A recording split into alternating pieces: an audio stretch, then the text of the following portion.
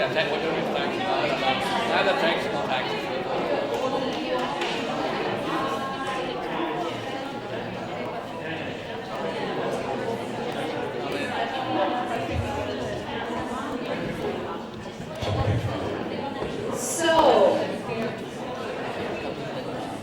you all ready to start again? We had a very nice break with good food and the possibility also of going out for some fresh air, which is good.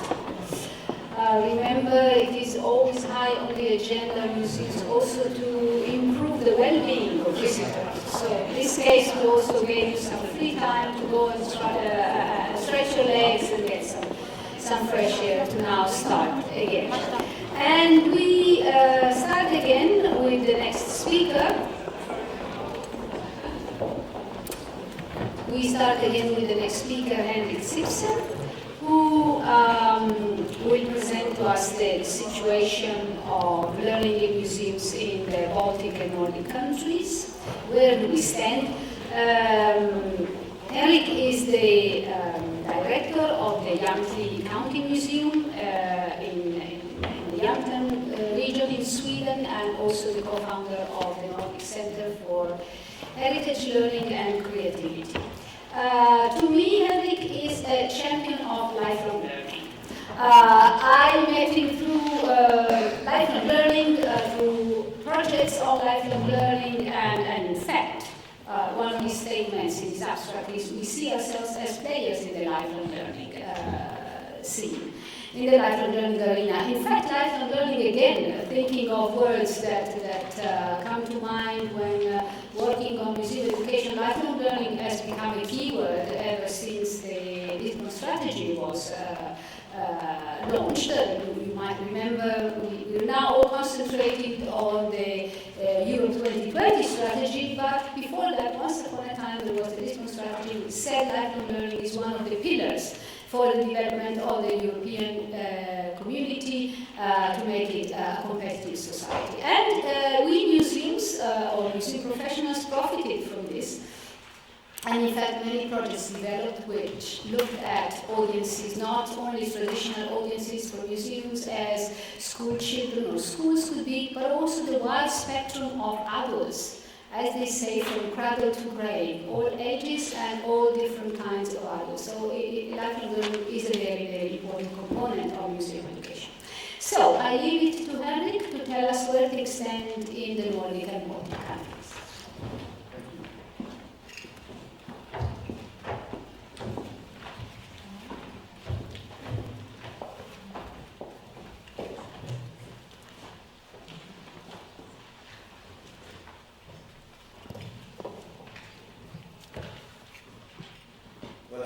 Thank you for inviting me here. I'm very happy to be here. I'm very happy to be able to share some ideas and some thinking with you, some thoughts of what we've been working on in the NCK, Nordic Center. What I will tell you about now, I have developed together with a colleague, Anna Hansen, who is the managing director of the NCK at home in Östersund in Sweden.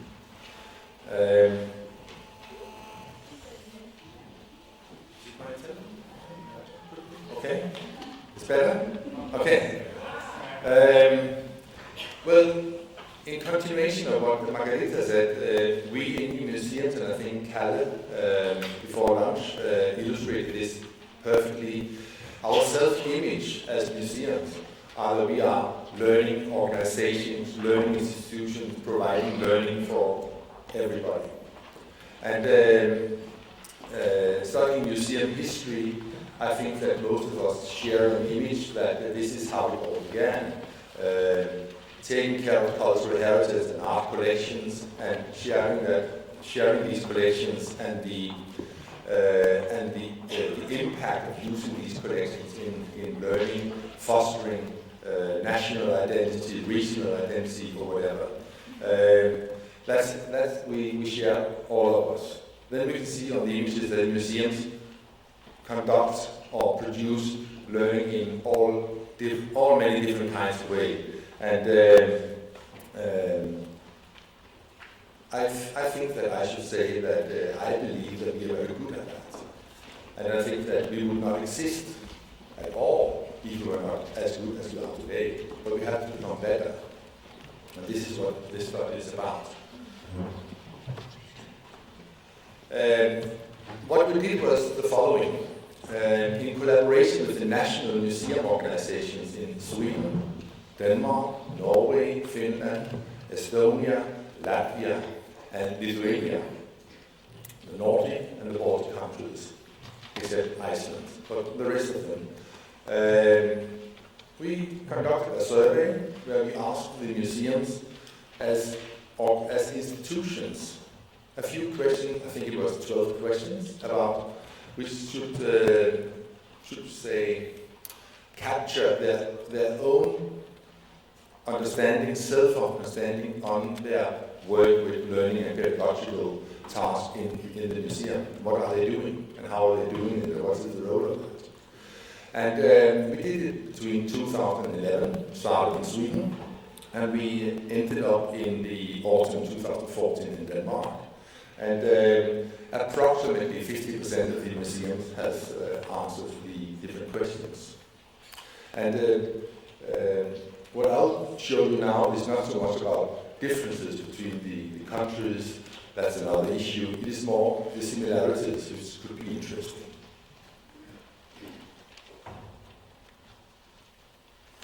A group of the questions was about what is the purpose of learning in a museum, and the colleagues, the directors, we wrote directly to the directors of the museum, could tick boxes and choose the correct one, whatever they thought was correct.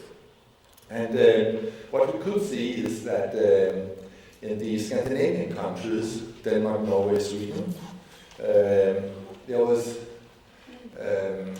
were very clear in choosing, should we say, a European and EU understanding of what learning is. They're used to apply for money in the European system. We know what learning is if we apply for money in the European system. We have to use the same definition, otherwise there's no money. That is our suspicion when we read the results. But we also saw that in the Baltic countries it looked a little different. But all these three definitions, learning is the main purpose, learning is important in communication of these traditions, and learning is important in reaching schools, compulsory education. All three are, of course, valid, of course.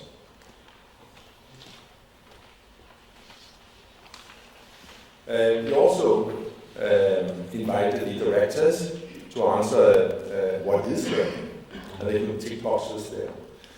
And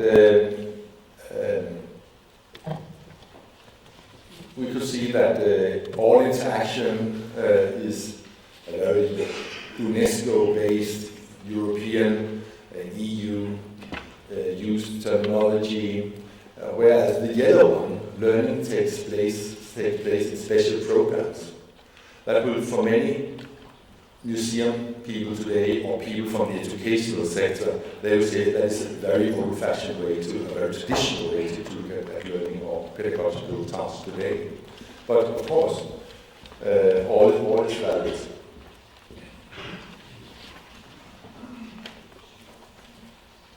And what this should be seen on the background on the political development from the 70s and onwards.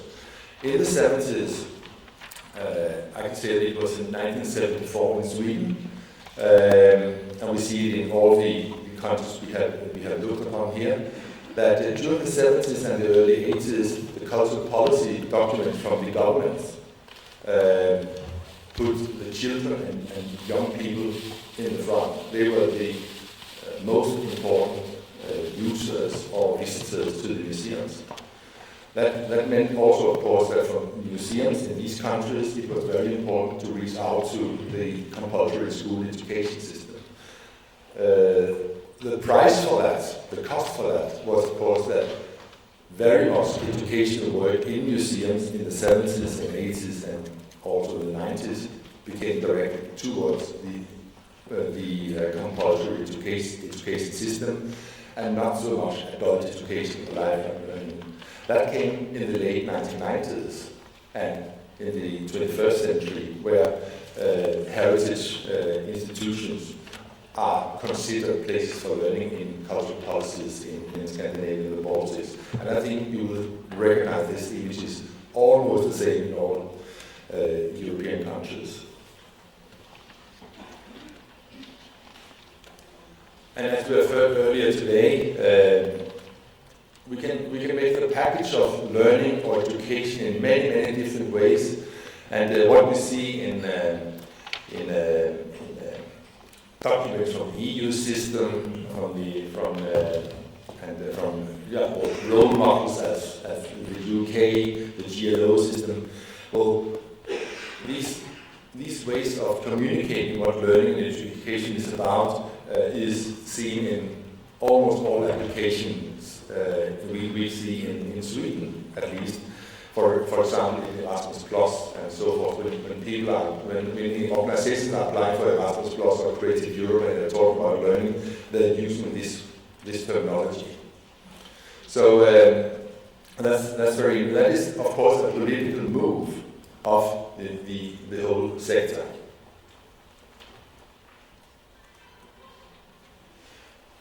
But then we came to what I here will make the main point. When the museum directors or whoever answered our questions answered the question about the educational background of the pedagogical staff, we got this image. I don't know if you see it in the background. I can explain what you see. The light blue is a university education, for example, in archaeology, art history, or anything, something like that. The orange is a university education in archaeology or something like that, but also a course at least in education. In many countries they have courses which are compulsory to take if you should work in upper secondary high school or something like that. It will typically be such a course. Then in the grey we have a formal teacher education, primary or secondary teacher education. In the yellow, preschool teachers, and in the dark blue, other educational background. Well, what we can see from this is quite interesting. It is about 50% of the staff who are working with educational programs in museums have no themselves educational formal training. That's quite interesting, I think. Because if we take another hat on and look at the museum system from the perspective of the educational world, which is huge, we have drops in the sea compared to the world of education. Think about preschool, compulsory school, upper secondary high school, universities, adult education system, etc., vocational training. It's huge. And they have professionals. And their professions, when they look upon us, they say, what are you doing? What's happening here? You talk about education, learning, do you know what you're talking about? That's my provocative question to you. Do we know what we're talking about? And because if let's take the EU system as a model for this. When we read documents from the EU system, the General Director of Education and Culture, the educational part, they use a very classical terminology about education and learning. They're talking about formal, non-formal, and informal education, and that's that. There's no museum learning besides it. No. Learning education is formal, non-formal, or informal. There's no fourth path. Forget it. If you talk about something besides that, nobody in the education system will understand what you're talking about. Nobody. he will get no respect in the education world. And what we're doing, when we talk that I listened to the chair of the NEMO this morning, and you were saying that we are conducting or providing formal and informal education, etc., etc. I said, no, we're not. We are not. We are producing and we are offering informal education. Because informal education or informal learning, the characteristics of that is that there's no curriculum, you should pass no exam, there's no diplomas, whereas non-formal is mostly known from vocational training. You get some sort of diploma in the end. And the formal education, well, that is compulsory in the education system. And you can, when a teacher comes to school, he or her school class, to the museum, you do not take over the responsibility of what they're learning. It is still the teacher's responsibility. You cannot provide a diploma or pass exam or tick the box in the curriculum. It is the teacher's job. You can be of service in this educational system, but no more. And if we continue to talk about our learning capacity and our educational purposes and our competences, etc., in an unprofessional way, we will never get the respect in the educational world. And as I said, when we talk to politicians about learning and education, who do you think they listen to the museum director or to the dean of the university or university college, the teacher training? Who do you think? Of course. So I think it's worthwhile to think about what is actually happening here. And I think that if we should think positively about this, that we have to, and we should, of course, then we have to say that it's a question of communication. We have to use the same terminology. We have to talk to one another in a way so we understand and can respect one another and can use the strongest sides of what we can actually offer. And that is very, very important. And maybe we need somebody to help us with that.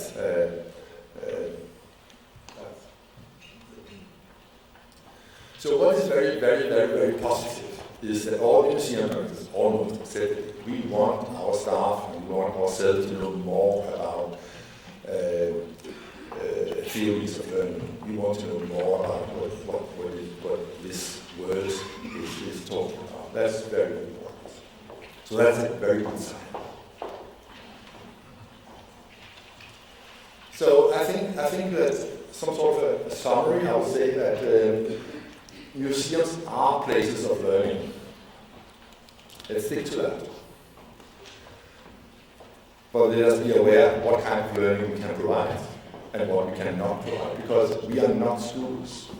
That's very important. We will never, I don't think we want to become schools. My museum at least not. And museums work with informal and non-formal learning, but connects to the formal learning system. And as you see, between 39 and 56% of our museum pedagogical staff have education within learning. On the other hand, about 50% have not.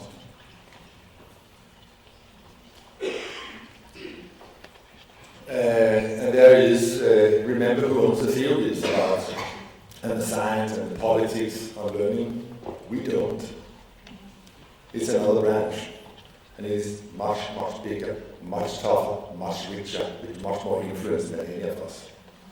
So I think we have to, when we talk about learning and education in the museum sector and provide what we can provide from the museum sector, we have to take into account that we have to communicate in a way which is understandable and can be respected. And it, of course, also is an issue for each museum who should provide learning opportunities. Who should do that? I'm not sure it has to be a teacher. No. Because we're not a school. But it could be one of my museum people from archaeology or history or art history who gets sort of a course or a few courses or several courses in pedagogical training. So this person can actually communicate with the compulsory education system when we provide for them. It is the same terminology which is used in adult education sector as in the formal education sector. Exactly the same. But we have to get used to using a professional terminology.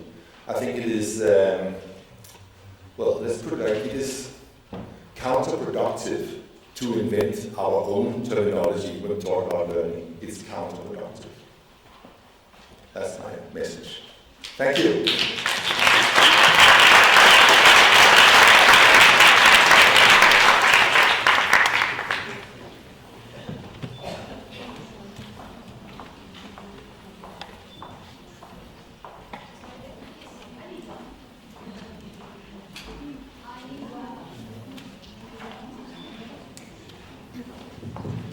I would like to thank Eric very much for raising the awareness about the language we have to use to make ourselves a pressure group, so to say, or to make us more conscious of the message that we are conveying, especially to funders.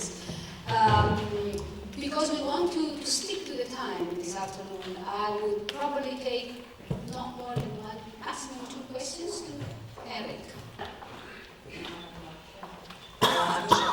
Museum Association. Thanks, Henrik.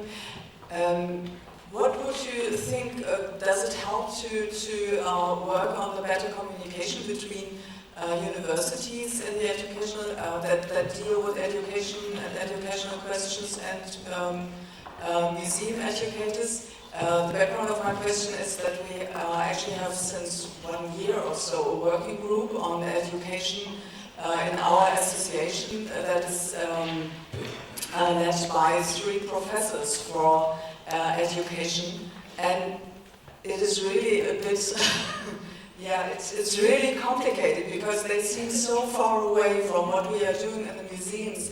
Communication is not really working well in this working group, although we are glad that we have the input from these professors, but it's really hard. Well, thank you for the question. It is absolutely relevant. How do we go from here to a better future? And I think there are several ways forward. One way forward is, of course, to say that our current pedagogical staff in museums should be provided training, pedagogical training, so they have they know the theories, they learn a few tricks, and they learn some methodology, and they get accustomed to using the correct terminology when they talk about these issues. That's one thing we have, and I think the museum associations are, of course, one way to do it, that you provide something like that together with universities or whatever. The second way is, of course, Tina will say much more about it, is teacher training. There's another way into this. If teachers in their education learn how wonderful it is to use a museum as a classroom, that's another way to do it. So there are probably several ways forward in this, but what I think is the main point is that if we see ourselves as an educational and learning institution providing learning for everybody, then I think it is very important that when we talk about it and when we do it, we know what we're doing. And I'm not sure we do that. Thank you. Very quick one, please.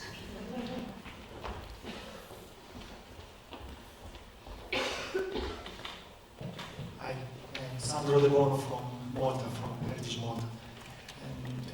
And I'm intrigued by your last statement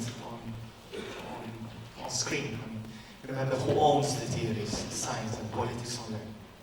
And are you suggesting that we should be working on a theoretical framework for learning in museums?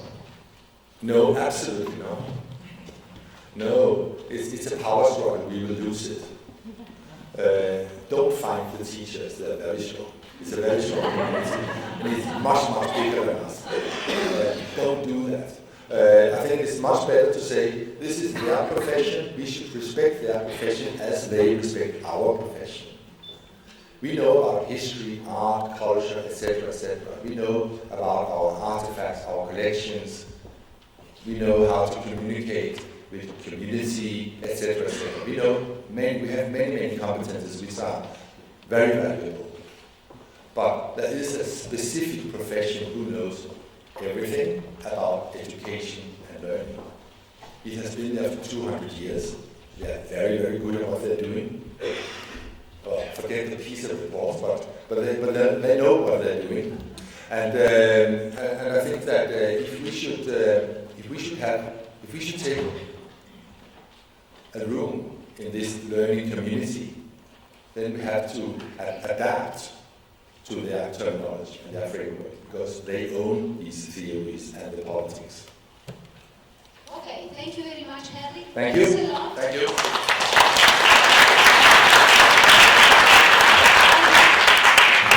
Because you introduced the next speaker so well, Tina Selman. Would you please come to in order to save time? I will not step up and down. Save some energy in that way to just introduce our next speaker, who is the head of education at the Museum of Contemporary Art in Roskilde, Denmark. And she will speak of an important and interesting project, which, as Eric said, brings together future teachers of primary school to introduce them into the world of museums, so that when they teach, they know that the museum is a resource they can use and they can count on. So, Tina, thank you. Okay, thank you very much. Is it clear with the microphone? Yeah, fine. Yes, so today I will present the Learning Museum project. The first slide is on, which was a 3-year-long project running from 2008 to 2013.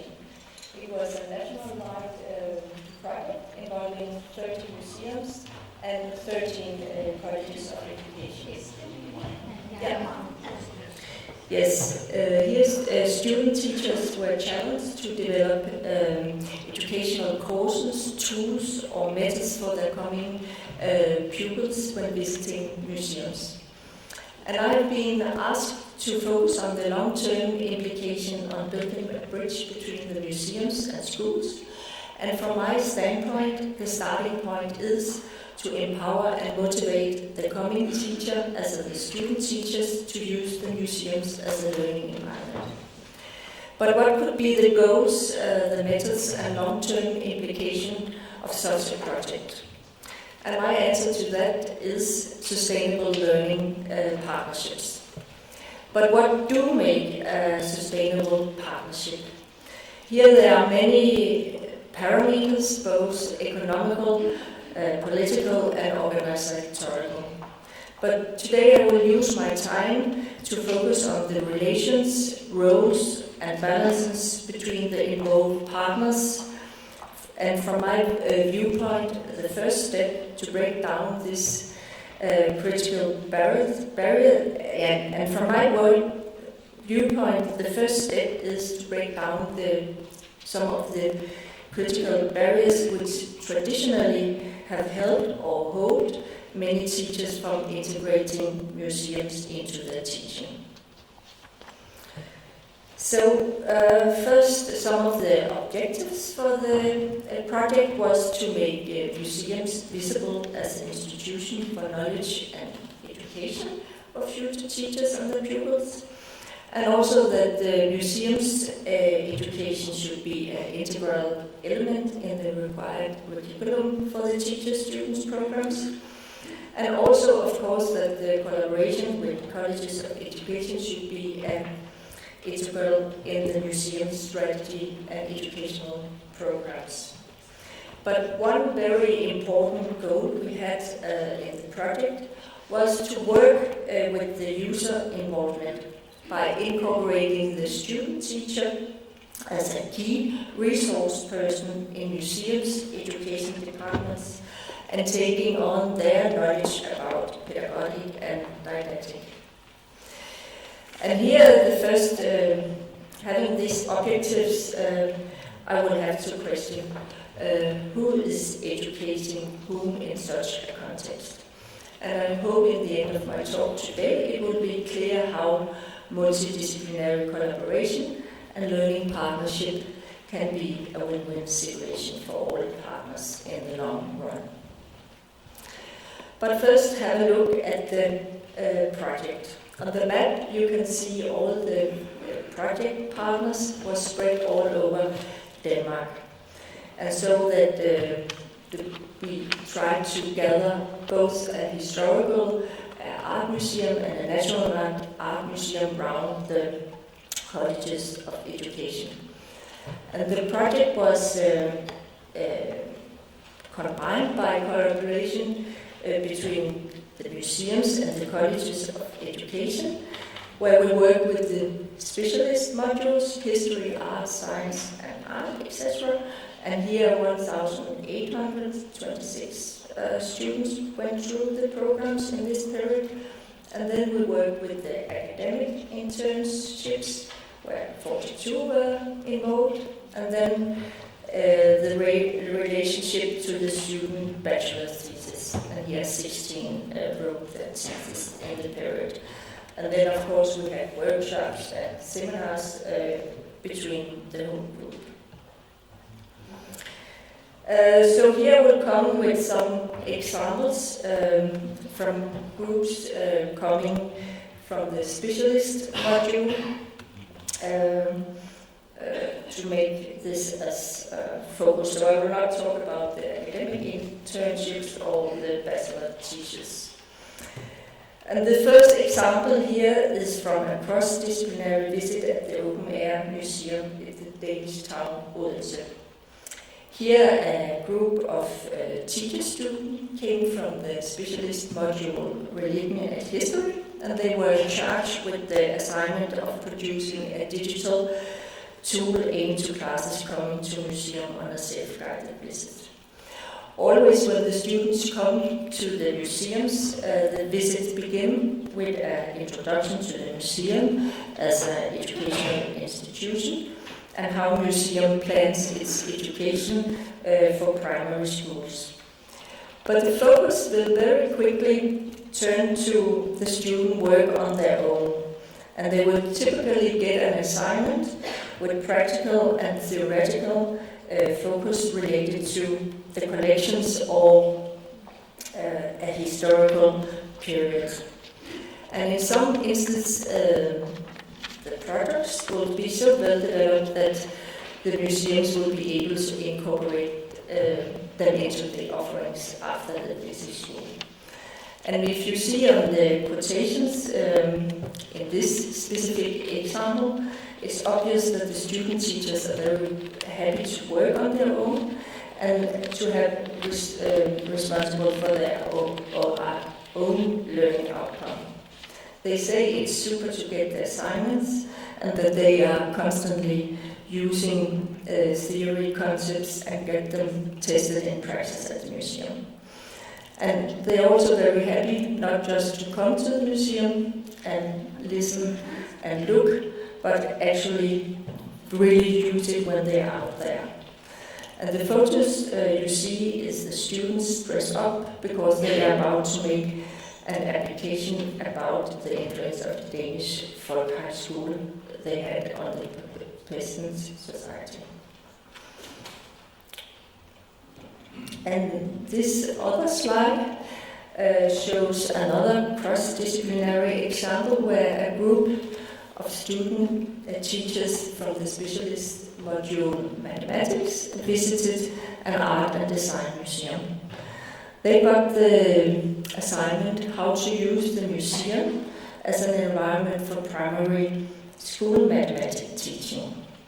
And also this visit over many times, of course not just 2 hours one afternoon, ended up in 3 new teaching tools that the museum could assist them when facilitating math at the museum. And also here, when you see the quotations, it's clear that all partners gain in this collaboration. The student teacher got the lesson to put theory into practice. The museum's educator would not have dreamt of me having a map program if it hadn't been for the map students visiting the museum. And also the lecturer from the college got the possibility to make clear that what is possible when you work outside the classroom.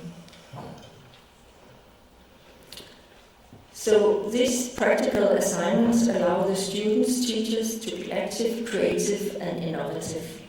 And they say that it's very motivational to be a collaborative partner, to what you produce can be used in practice, and also that you can be challenged and be given responsibility, and not at least to be taken serious.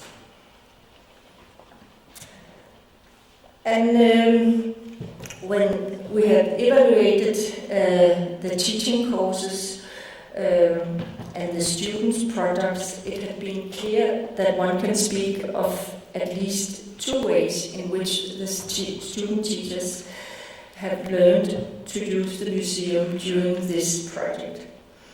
The student teachers have learned by using the museum, which means that student teachers learn something about their subject, art, history, geography or mathematics, but also about other subjects as general didactic and citizenship. And the student teachers have learned to use the museum, and that means that the student teacher must know something about the museum as an institution. They must know something about the museum as a space of learning. And also when the teaching takes place outside the classroom, the teacher has to rethink the planning, execution and evaluation of their teaching. And finally, the student teacher learns something about collaborate with other professionals. And if you look at the pictures, it's obvious that the students in the different situations at museums have had a very informal and creative approach to the collections in the museums, where they both have involved the senses and they have a very playful approach to substance and topics. And if you look at the next model here, it gets also clear when the museum's educator and the lecturer design teaching courses together for the students, and they want them to be active and self-producing. You can say that in a scene on the materials produced by the student teachers, it shows that they adopt this design strategy and also creates sessions for their coming pupils, where they do something similar and makes their pupils active and self-producing and responsible for their own learning outcome. So in this way, both the student teacher and their coming pupils have to demonstrate their understanding through production. And not finally, but nearly finally, this drawing shows how this kind of collaboration between colleges of education and museums has a wide interface when student teachers is put as a key person in the different processes in the project. In the drawing you can see that the student teacher is placed and have a new role in each of the different institutions. At the College of Education, the student is student of education. Then at the museum, it can either be academic intern at the museum, and then the student also can be at the school, where they also can be an intern or a coming future teacher. In this way, the student teacher brings both the institution and the related individuals connected to the institution to each other. The lecturer from the College of Education gets in contact with the museums educator. The museums educator get in contact with the school and so forth. And also when you see in the triangles, the different teaching and didactic methods and practices also blends around in this system, which will lead to new innovative sets of values and rules for the involved partners. Okay, then I'm back to asking the question again, who is educating whom? Is it the museum's educator who is educating the student teacher, or is it the student teacher, the coming teacher, who is educating the museum's educator? And to give an answer to this, I have chosen a quote from Elisabeth Soros, which has had an article in the Journal of Museums Education, and she states, "A successful, meaningful collaboration between two different institutions is then largely about shared authority and acknowledgement of one another's skills, knowledge, and competences. These collaborative partnerships need constantly to question who is educating whom, so that both parties have the experience of being educators and learners simultaneous throughout the collaborative process." And the second last slide here, I will also give the voice to one of the project participants, Ane, from the Workers' Museum in Copenhagen. She wrote an article, and here she stated, "It was only when we, by means of the Learning Museum concept, established closer collaboration with teacher educators on the planning and structuring of the workshop that the students' critical curiosity and questioning approach to the outside world and to their own future position as teachers lead us to rethink the format of the workshops. We had to depart from the asymmetrical us and them relationship and to meet in common reflections. Therefore, participatory workshops with real world problems and practical tasks to be showed within the exhibition became the concept behind the workshop we now hold, whether it's geography, general didactic, or history." And then the final slide, the Learning Museum project finished in 2013, but they're still working a lot with it, and all what we did, we collected all our findings, articles, interviews, practical guidelines how to work with both colleges of education, but also as an example of other institutions you will work with. So this has been a kind of concept we work with in Denmark now, not only in connection to the colleges of education, but also in other educational schools and institutions. I've brought some of these books today, and I've also brought some example of an article I wrote which goes deeper into the project, but this book can also be downloaded freely from the website you can see up on the here. Okay, thank you very much.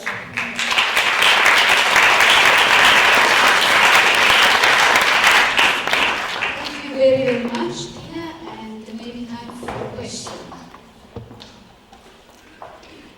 I think it's a quite clear example of how museum can work with the community, with the audience, with whoever. Just taste, have a look around and see who are the actors in your environment and establish connections and collaborations. Yes, Tomasz.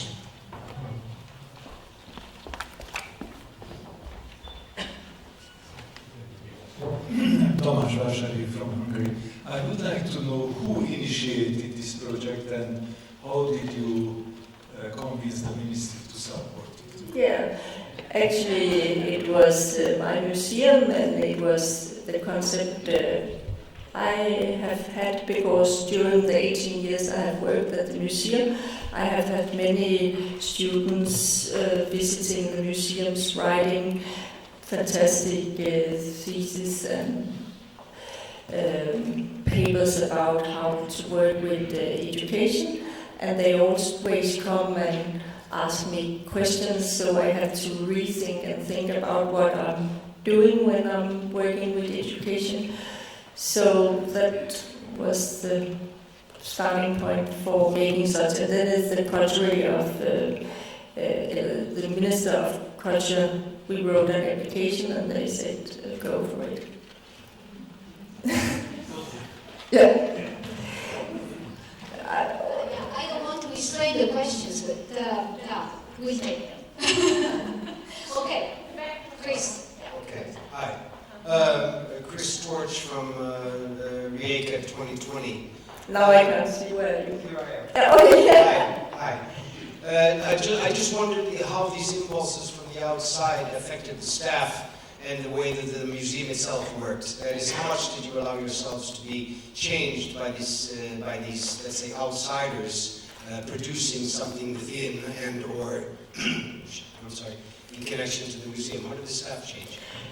In some ways positively, but I also, if I have been given the question what could be the barriers in such a project, and that could be actually that museums sometimes are very afraid of letting other people coming in and telling them what to do, and also having new points. As you saw, the students were dancing and smelling and doing many different things you not normally want to do in the museum, and we often just want to do what we feel safe. And so, but there was many positive and also not so many negative in this project actually. The very last one, very quick, please. Hello. Hi, Janice from National Museum Wales. It's really good to see a strategic approach to this kind of work. Is this project finished or is this going on? And is there any plans to do any longitudinal research in terms of the impact it has then on learning in the classroom or attainment or anything like that? Yeah, actually Henrik and the NCK, they are working on getting it up on a political and more organizational level, because this is the basic and the practice experiments we have had over a period of 3 years. Okay, and I just have a final, I would recommend you all to read the latest Journal of Museums Education, where the theme is museums and schools working together, and when I just quickly went over the articles, I could see that the strategies were actually that students and pupils are both learners and educators. It was mentioned many times in this. I think it's a very, very important remark you made and that we're taking home with us. Thank you very much, Tina. I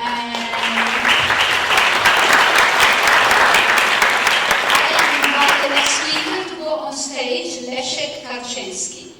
And please, yes, I will introduce you while you take your place on stage. We're trying to quicken up, speed up the process. Leszek is assistant professor at the University for Contemporary Culture at the University of Łódź and head of the education department of the Museum Sztuczki in Łódź. And he will speak about Kulturanek, which is a TV program for children about contemporary art, which I was surprised to see is written, the program, the TV program, and performed by museum educators. So museum educators play yet another role that of writing and performing a TV program.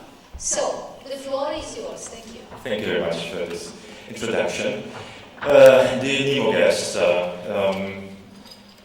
the head of the education department of Muzeum Sztuki, I'm really privileged and honored to be here.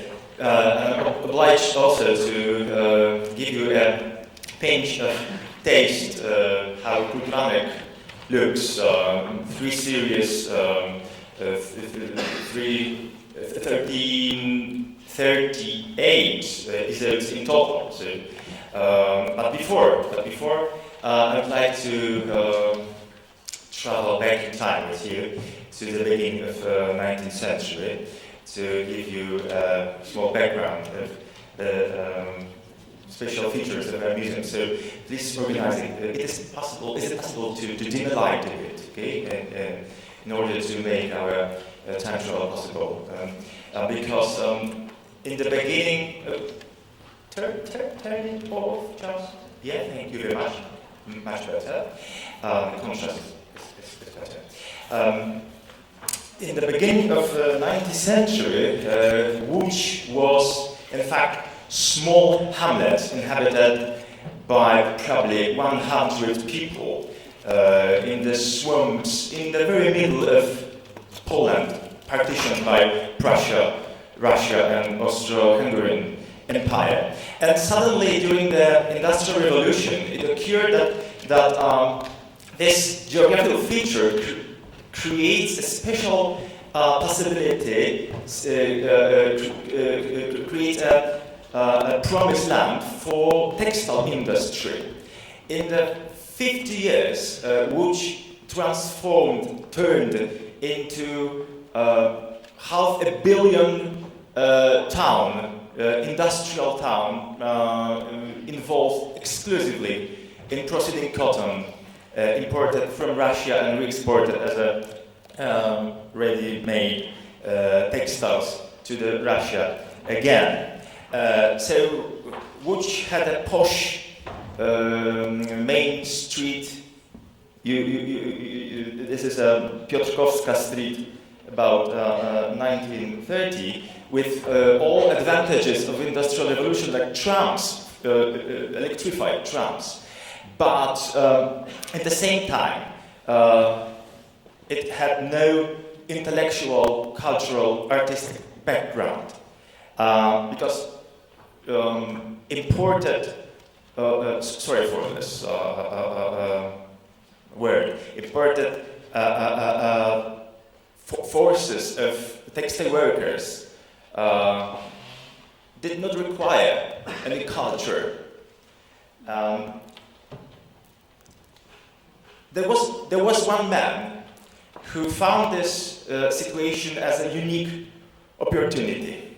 It was Władysław Strzemiński, a Polish soldier who during the First World War lost one leg, one arm, and the sight in one eye, which completely crushed his martial career. He turned his interest and became an artist, an apprentice of Kazimierz Malewicz. You probably know Malewicz as a radical painter, but Malewicz was also a radical thinker in terms of extreme left-wing orientation. Malewicz proposed the institution of a Museum for Artistic Culture, not cultivating the heritage of past ages, but rather witnessing the transformation from the feudal order into the new social one. And Władysław Strzemiński, as a pupil of Malewicz, transferred this idea of witnessing the contemporary mood, contemporary spirit into Poland when he arrived to Poland in the beginning of 20s when Poland regained independence after being partitioned. Strzemiński founded AR Group. AR is, of course, abbreviation. It means artistical revolution or revolutionary artists. Real avant-garde or revolutionary artist group. It consists only 5 individuals. Władysław Strzemiński, on the photo with his wife Katarzyna Kobro, also the member of AR Group, theoretician and sculptors. Henryk Starzewski in the upper left corner, another painter, and two poets, Julian Przywoź and Jan Brzękowski. This group, because of the relationship with especially Parisian circles of abstraction création and Serge Carré, collected 111 artworks from Picasso, Arp, Charchaume, Ernst, just to name a few, completely without any money. Just delivering the promise of opening public museum in Łódź, the town of textile workers. And Muzeum Sztuki was really opened in the 1930 as the first in Poland, first in Europe, and second all over the world. Museum devoted exclusively to the modern and contemporary art. In fact, the beginning was only 11 rooms within the town hall. This is the first well-known probably picture of international collection of modern art of A.R. Room. The point is that this rational, geometrical, abstract, constructivism, neoplasticism-oriented art is harsh to perceive, even. It's a harsh topic within the industrial city. So the whole museum was, from the very beginning, developed as an educational vehicle. From the very beginning, the first director of the Muzeum Sztuki, Marian Minich, delivered lectures on the art history for textile workers as early as in the middle of 30s of the 20th century. This is the last, I can say it that way, last branch of Muzeum Sztuki, MS², within former high-weaving mill of Poznański family cotton plant, with beautifully restored and rehabilitated as a site for presenting modern art. But we are still dealing with the same question as our founders: how to deal with this rational, intellectual, mathematical art. Moreover, this branch is located in the border of in the ultimate border, in the ultimate frontier of two worlds. First one is Disneyland, like capitalistic mall, manufactura. The second is on the left, in this area view, dilapidated district of Stare Polesie. So the circled building of Muzeum Sztuki, MS² is a site of a clash of two attitudes, completely different.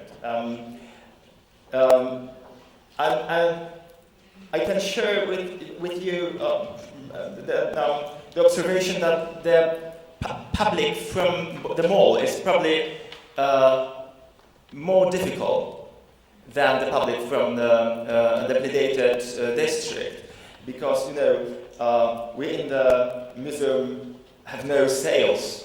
We've got only one collection, nothing new for spring and summer, nothing new for autumn and winter. So we are still dealing with two stereotypes, that this kind of art, this kind of unmimetical, undepictive art could be perceived properly and in decent way only by two individuals, by an artist who is, by definition, gifted, talented, and who has an ability in technical manner to produce works of art also, and by an expert, an art historian, who has a vocabulary, who has an ability to understand, comprehend this kind of art. Of course, these two are stereotypes. We rejected them, of course, by two assumptions, two hypotheses. We turned the art pedagogy, which can be defined as trying to turn the individual into the professional artist, and to teach them how to draw, how to sculpt, how to make an installation of artistic video, by the pedagogy of creativity. I will discuss further. And we rejected the attitude stressing knowledge linked with contemporary and modern art, with the attitude stressing the interpretation.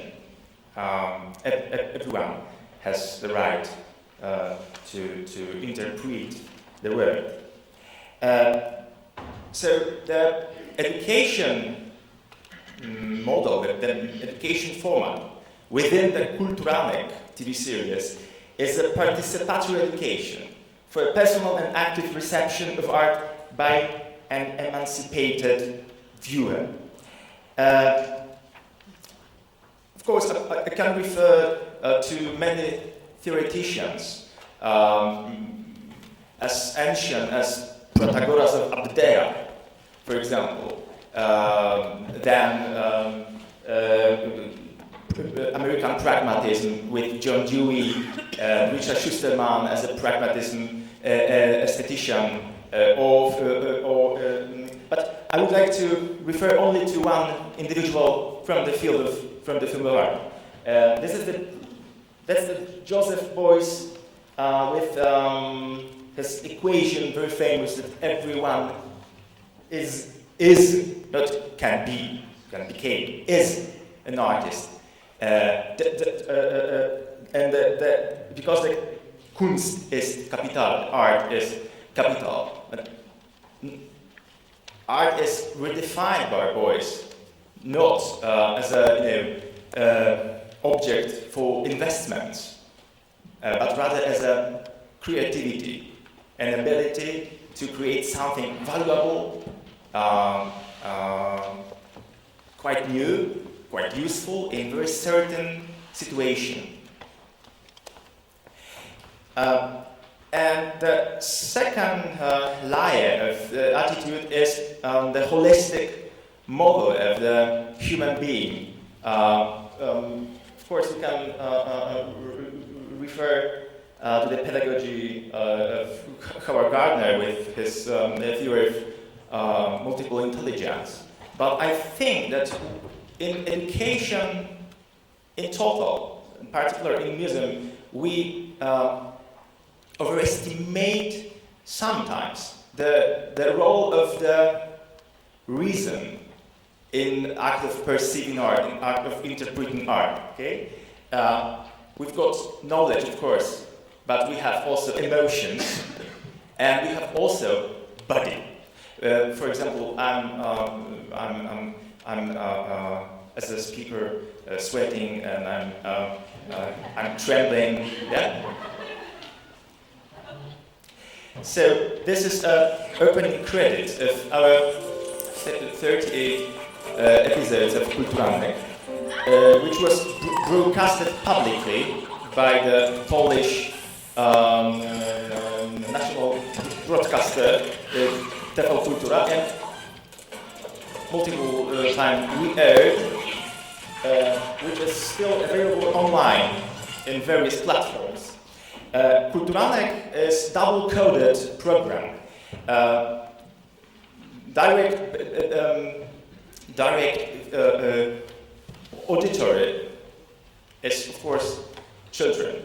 But the second layer is that Kulturalnik is a well-scripted, well-developed book of recipes for with workshops for children and the age of children spans from 7 to 13, I think.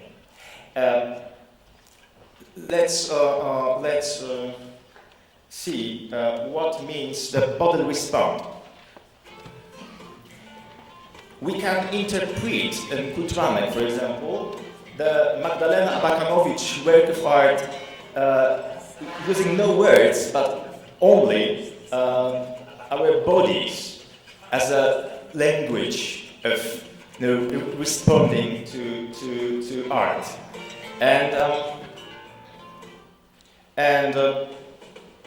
Then participants can become performers, we can say, in public spaces, responding bodily to everyday objects, because it's a very strong stress in Kulturalnik to translate the experience of art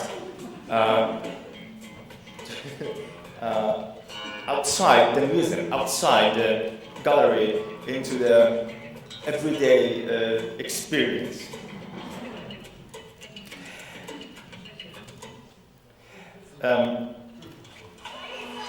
Here we are dealing with the frottage technique of Max Ernst. We are doing paints from fruits and vegetables and stencils from fruits and vegetables too.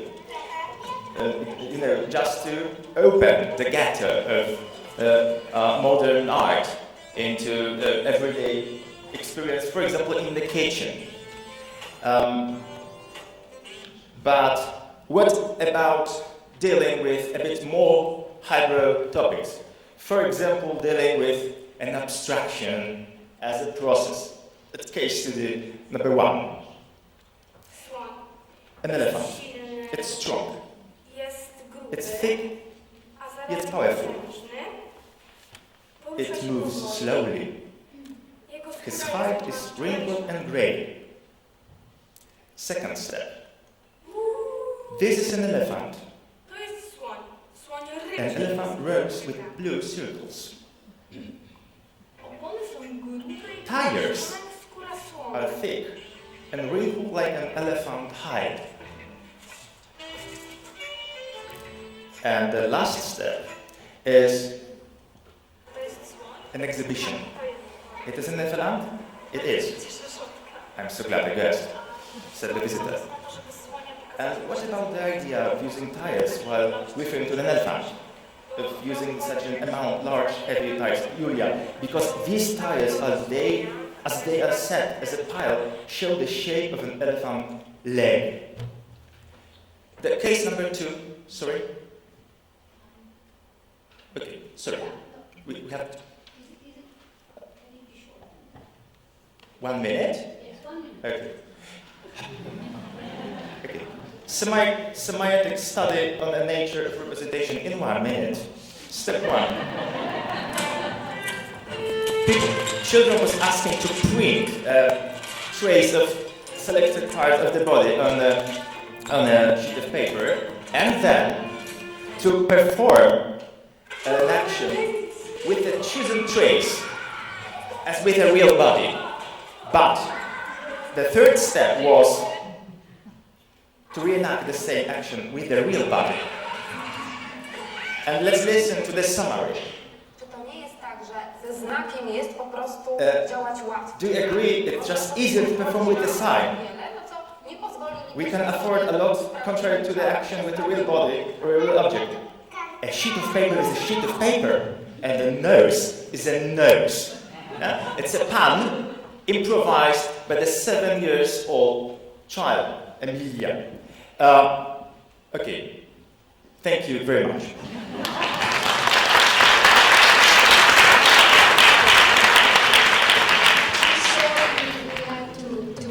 this, but I'm sure that you can ask your questions during the coffee break to Leszek, who we saw was having a good time also, but we really want and have to finish at 3:15 because some people are then leaving. So I would invite the next speaker, Maria Vlaku, who will explore with us again some of the subjects that have been discussed this morning about education, community.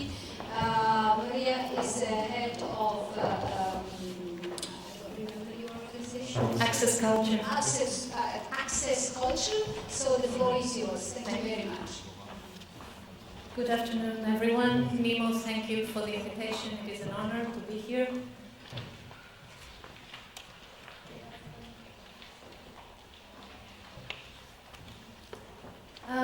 So allow me to start with a basic. What are museums about?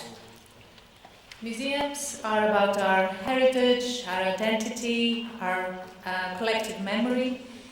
They are about our past, present and future. They are places of knowledge, of encounter, of dialogue. They promote tolerance and respect. Museums have an educational role and they have a social role. And I'm sure we're all somehow familiar with these and that these are some of the reasons why we work in this field. Now, I would like to share with you some of the moments or incidents that made me question recently whether museums are living up to their mission and whether they are fulfilling their purpose. These two images were taken in July 2014. During the massacre in Gaza, there were demonstrations in a number of European cities against Israel, and the cry "Death to the Jews" was heard once again on European soil. On the window of a small Belgian cafe, a sign read, "Dogs are allowed, but Zionists under no circumstances." And it seems that the Turkish text read Jews, not Zionists. So I waited for our Jewish or Holocaust or Second World War or national history museums to react, to use all that material they have been collecting and preserving and researching in order to help people think a bit more critically about the situation. The only reaction that I'm aware of was a statement by the Holocaust Memorial Museum in Washington on rising anti-Semitism, and as it is usual and expected, there was no reference on that statement to the political and social context of the re-emergence of the phenomenon. A few months later, on 7 January 2015, two armed Islamists entered the offices of Charlie Hebdo, a satirical newspaper in Paris, killing 12 people, including 5 cartoonists. The world reacted to the barbarous attack on freedom of speech, and once again, I was curious to see how our museums would react, places of encounter, of tolerance, and of dialogue. One of the first museums that came to my attention that reacted was the Museum of Memory and Human Rights in Santiago de Chile. More museums of all kinds followed suit in a number of countries. In Portugal, the first museum to acknowledge the tragedy was the National Press Museum, which had George Wolinski, one of the murdered cartoonists, as a jury member in its annual cartoon contest. The next day, there was a reaction from the Bordalo Pinheiro Museum, Bordalo Pinheiro being a well-known Portuguese artist and cartoonist of the late 19th century. So these were somehow two obvious museums. It was normal, it was expected that they would react because of their subject matter. 3 or 4 more museums reacted in the days that followed. None of our big national museums had anything to say about this attack, although it mobilized people all over the world, including in Portugal. Then we arrive in June 2015, the climax of the so-called Greek crisis. There are many people composing our European Union. We travel freely from one country to the other, we take Erasmus courses, we are used to stereotypes, and we like to use them to fondly tease our friends and colleagues. But things got really tough last June. And frankly, I was taken aback by how easily citizens of all ages and from different European countries would adopt and perpetuate stereotypes on other people. So suddenly all Greeks are lazy and living at the expense of other Europeans. Every German hides a Hitler in them, etc., etc. These were views based on headlines, on small talk. They were assumed without any further questioning. They were good enough truths. And for me, from one moment to the other, Europeans became cultureless. They became uncivilized. I was left wondering, where is our union? Where are our common values? Where are the things we learned from the past? Where is our critical thinking and our capacity to look for answers further from what shows on the surface? And where were our national museums? Keepers of our identity, of our collective memory, of our common values. As far as I know, they were nowhere. It is now November 2015.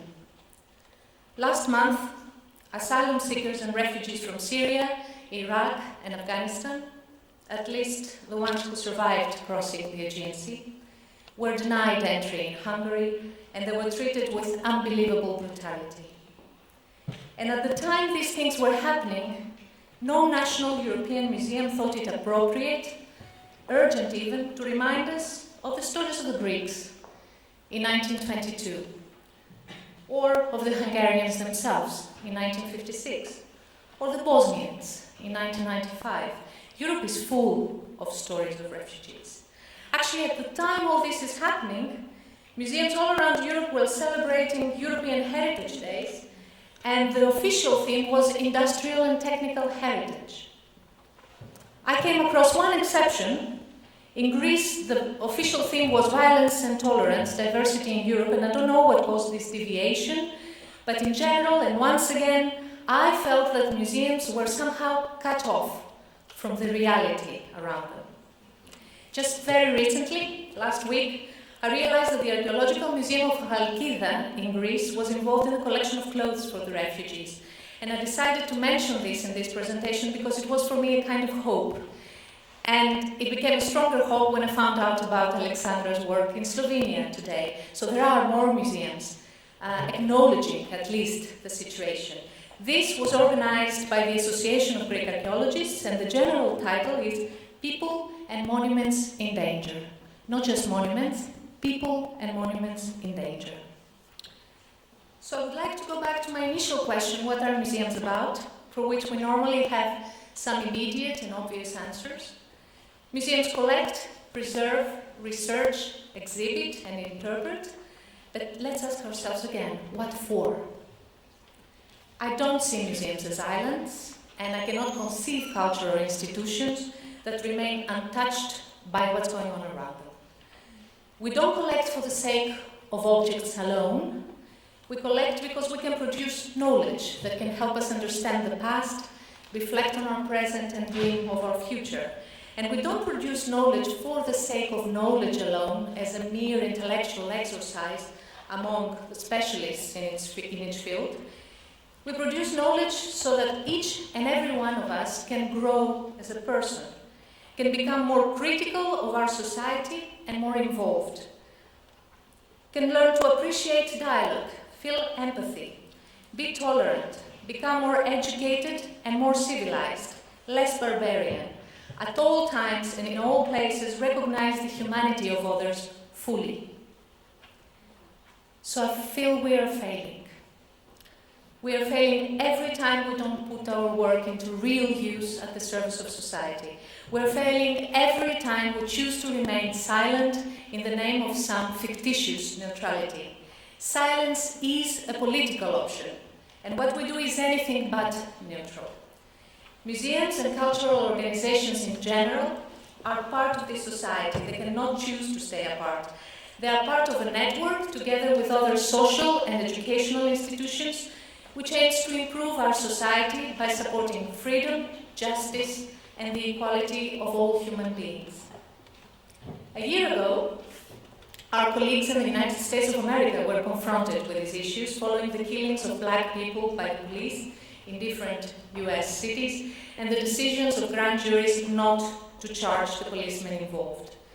In a joint statement from museum bloggers and professionals, we read, "Things must change.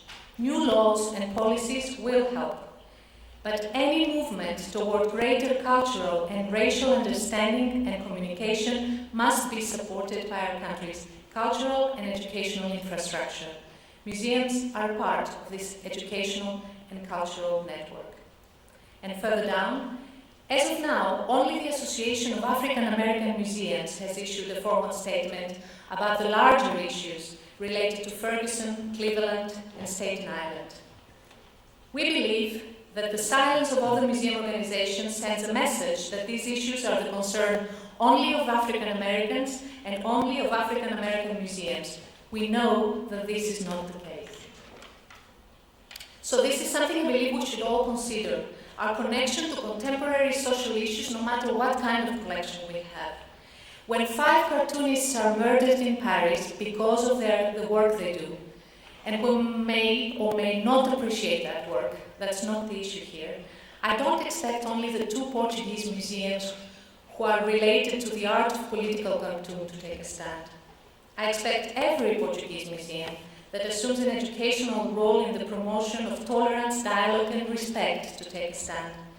And there are different ways of assuming our educational role and taking a stand, hopefully not only in the aftermath of a tragedy. In 2014, the exhibition 140 Characters at the São Paulo Museum of Modern Art in Brazil had brought together 140 works from the museum collection, inviting people to reflect on the social unrest that Brazil was experiencing at the time, and the political mobilization through the social media, 140 being the maximum number of characters we can use on a single tweet on Twitter. In that same year, we had Disobedient Objects at the Victoria and Albert Museum, an exhibition that brought together examples of art and design which were developed by countercultures to communicate political messages and to facilitate protests. And as one of the curators, Gavin Grindon, explained at the time, social movement cultures aren't normally collected by museums, with the exception of prints and posters. We wanted to raise the question of this absence of other kinds of disobedient objects in the museum. The approach here was different from the one at the São Paulo Museum. Here a gap was identified in the collection, and the aim was to fill this gap as well as to maintain the museum relevant. It was the year before, 2013, that the Victoria and Albert presented its rapid response collecting strategy, which determined that objects would be collected in response to major moments in history, and in the case of the V&A, this touches the world of design and manufacturing. So, our objects and the stories they carry can help us reflect on our contemporary life. We can and should do this, not with an opportunistic intent, but as part of a larger strategy that puts our work at the service of society and keeps it relevant, by fully and permanently assuming our role in educating active and critical citizens.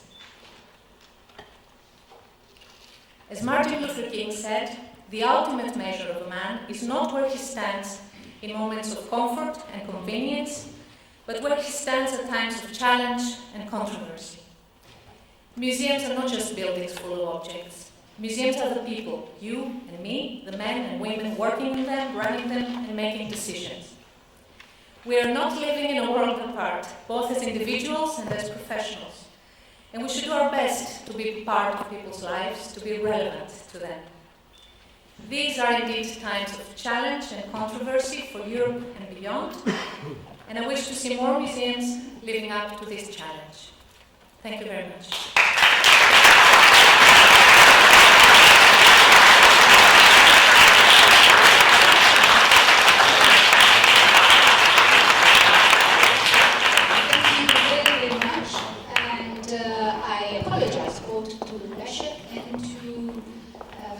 For not taking questions now, they will be taken at the end of the session, so in about 10-15 minutes, so please, I'm sure you will not forget them, and we have some time still at the end.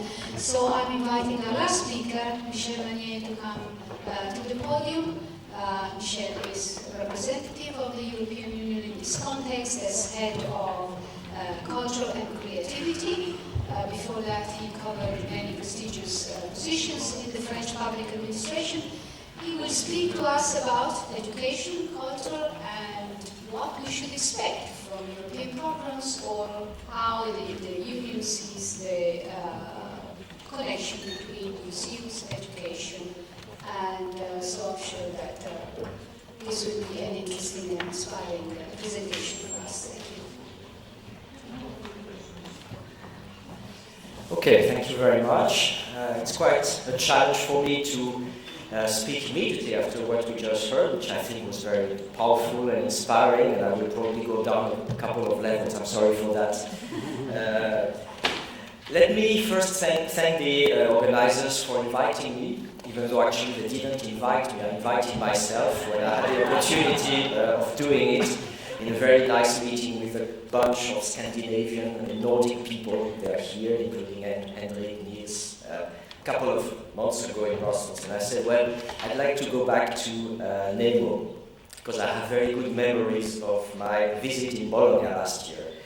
I'm not speaking as an expert, as we just heard.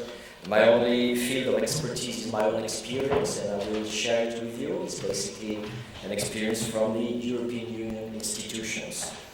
Since last year, I tried to do my homework, and I visited a lot of museums. This is a list if you're interested.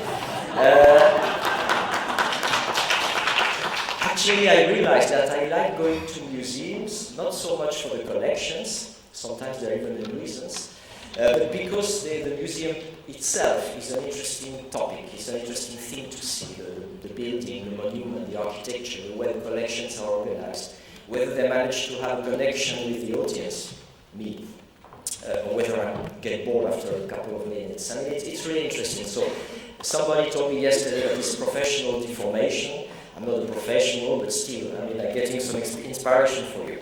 So my objective in life now is to visit as many museums as I can, and it's a challenging mission, because according to ICOM, the number of museums has increased in 20 years, from 23,000 to 55,000.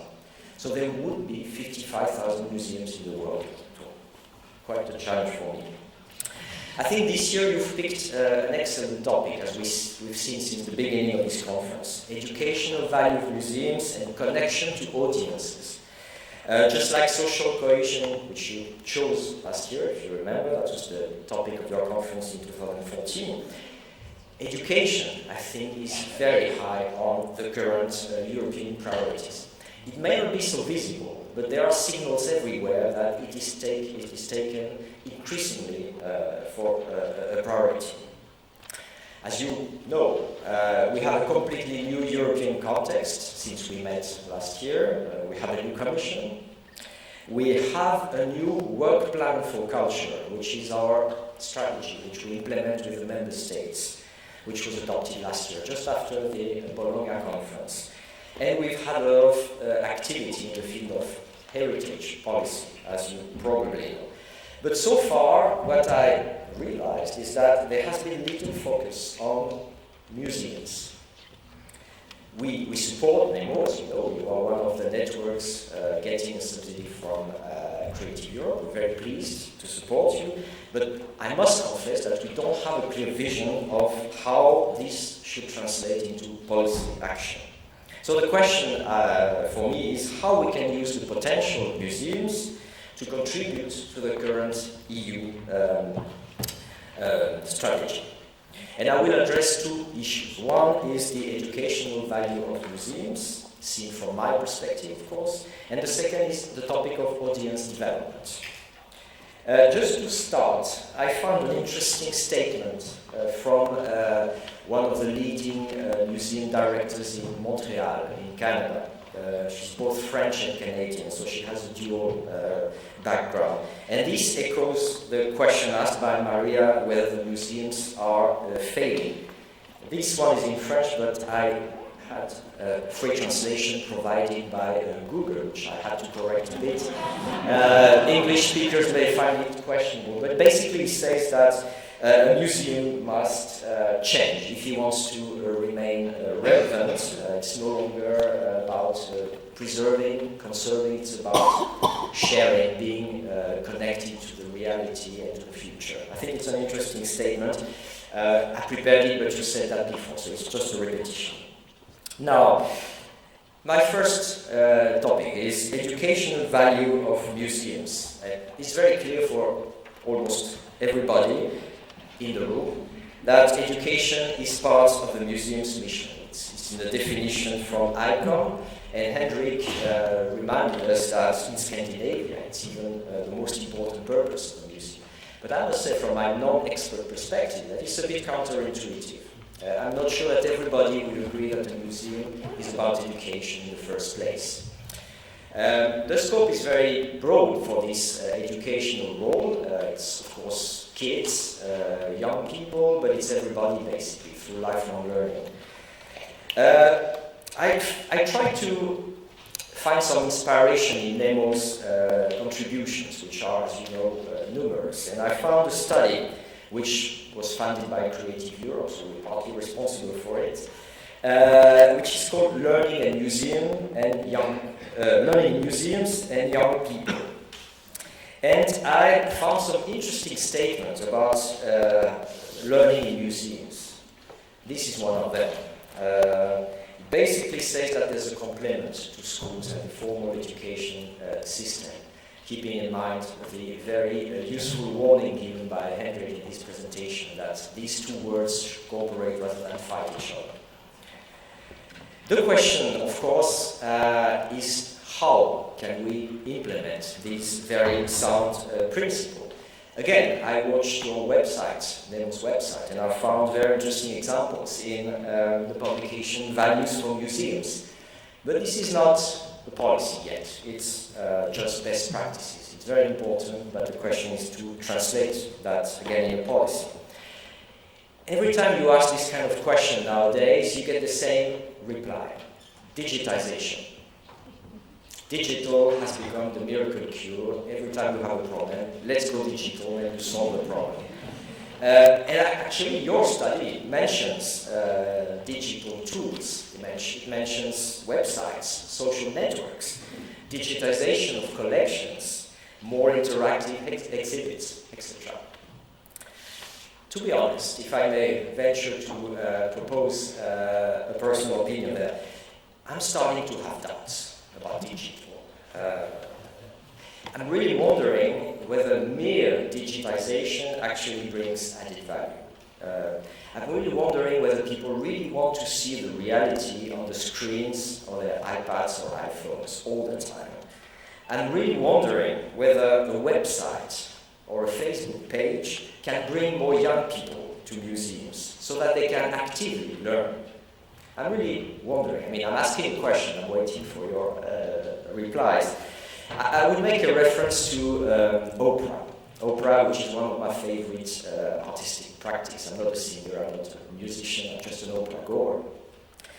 We funded a superb project called the Opera Platform. I don't know if you know it. It's a platform which enables everybody through the internet to watch the best opera performances everywhere in the world.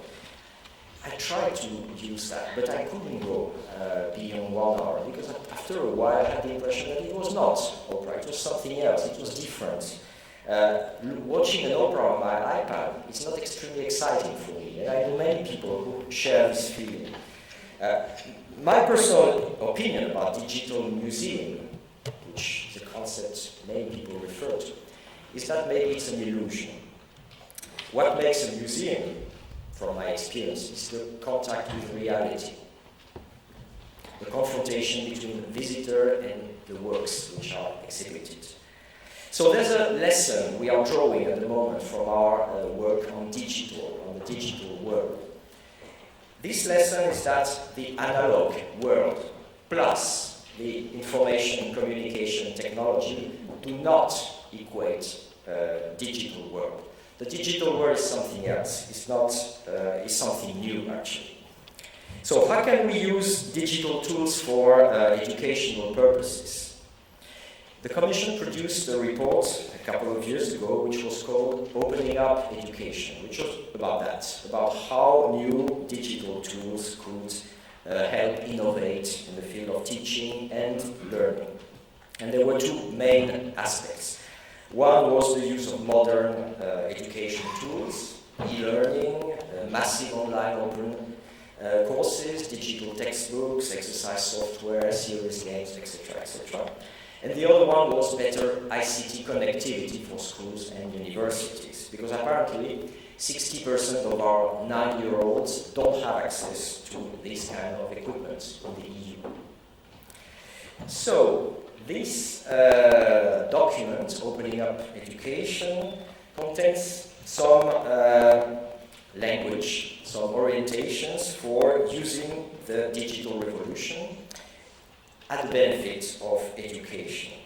You can see a couple of sentences which are extracted. One of them being interesting, that all individuals can learn anywhere, anytime, through any device with the support of any. Wow, the miracle. The question I want to ask on this topic is, how can we help? How can you help to make it happen? We have a program to support culture and cultural and creative industry that's called Kreativní Evropa in the Czech language. You can see the totem we have put at the end of this room. And among the priorities we have for Creative Europe, one of them is education and training. And before I came here, I carried out a check in our database to see how many projects we are funding or we have funded about museums and education. And unfortunately, I couldn't find a lot. I couldn't find any, to be honest. So I think there's a prospective field of action there.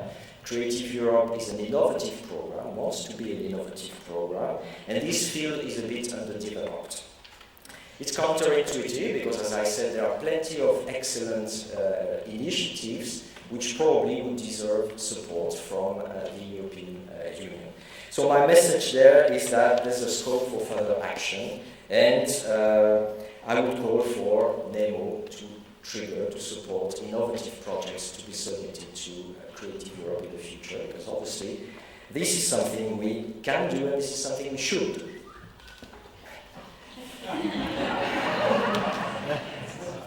What a sense of purpose there. My second point today is audience development. Audience development is clearly a priority of our cultural policy. It goes beyond education and learning. It's directed towards the audiences. If you look at the three main criteria for assessing projects in Creative Europe,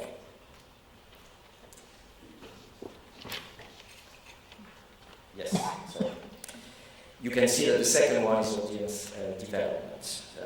We have a definition which I want to share with you today because it's new.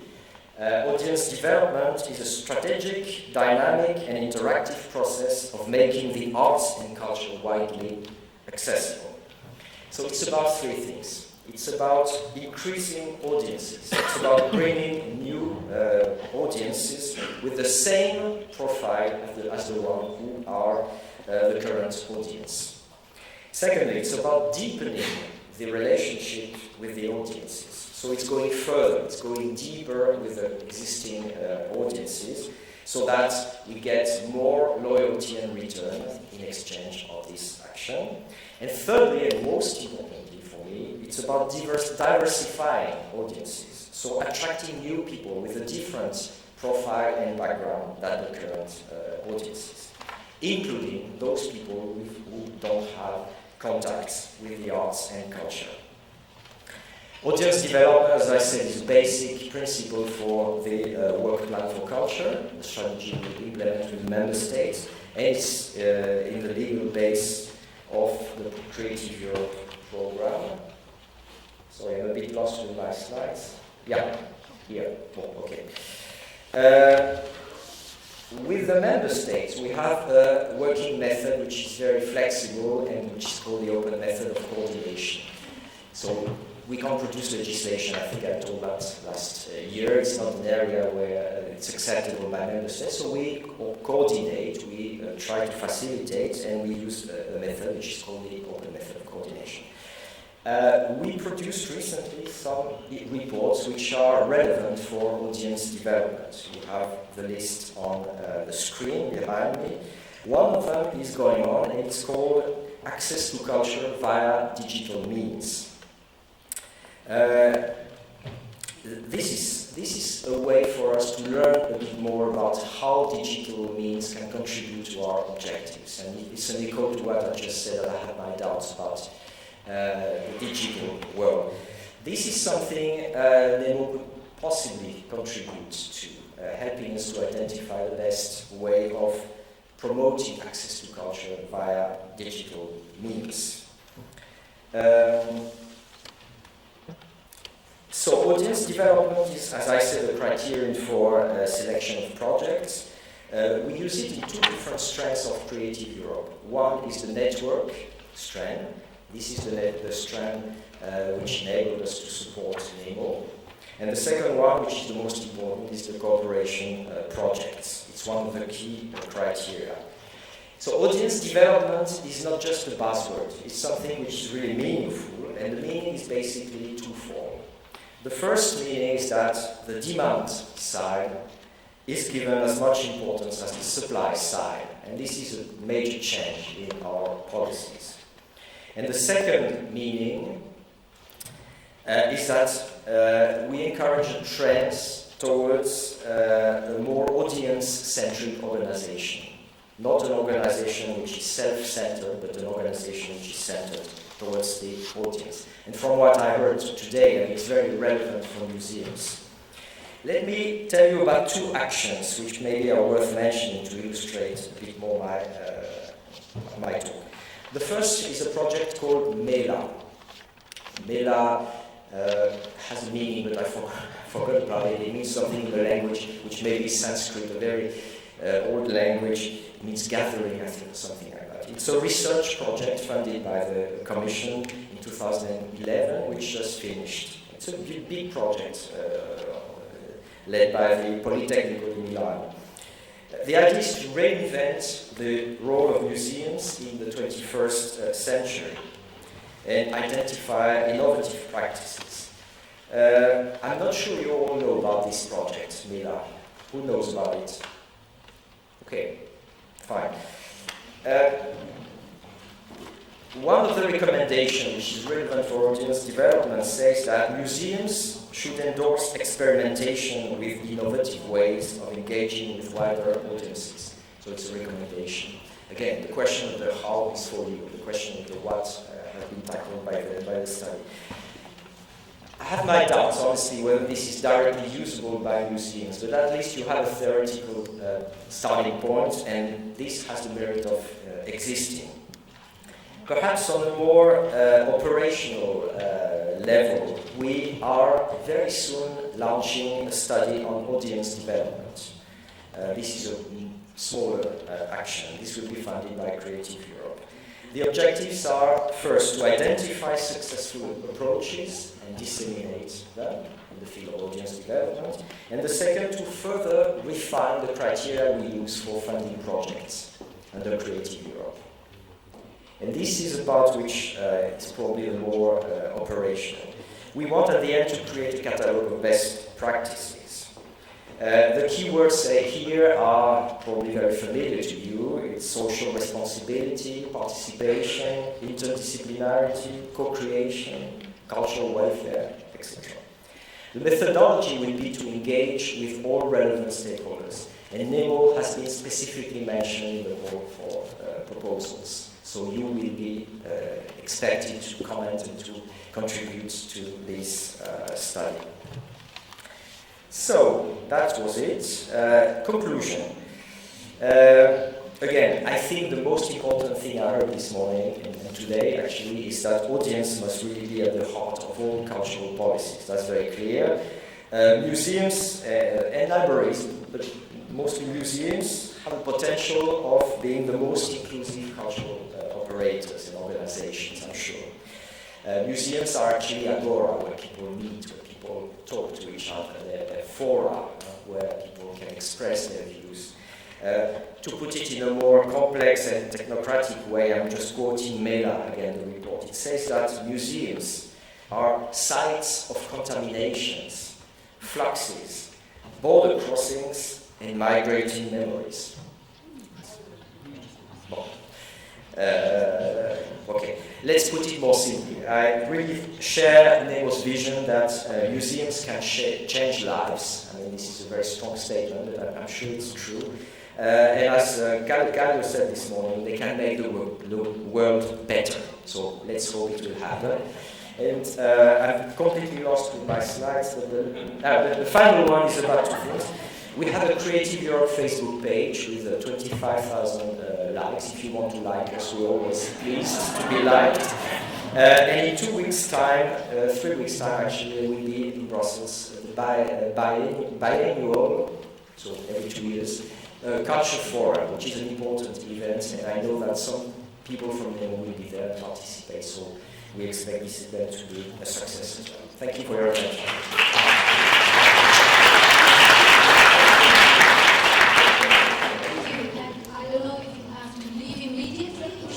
Say I would invite for 5-10 minutes the other two speakers, Maria and Mešt'anská, to come back. So if there are questions, and if you agree, I hope you agree, we might slightly shorten our coffee break to get the questions that we bring in.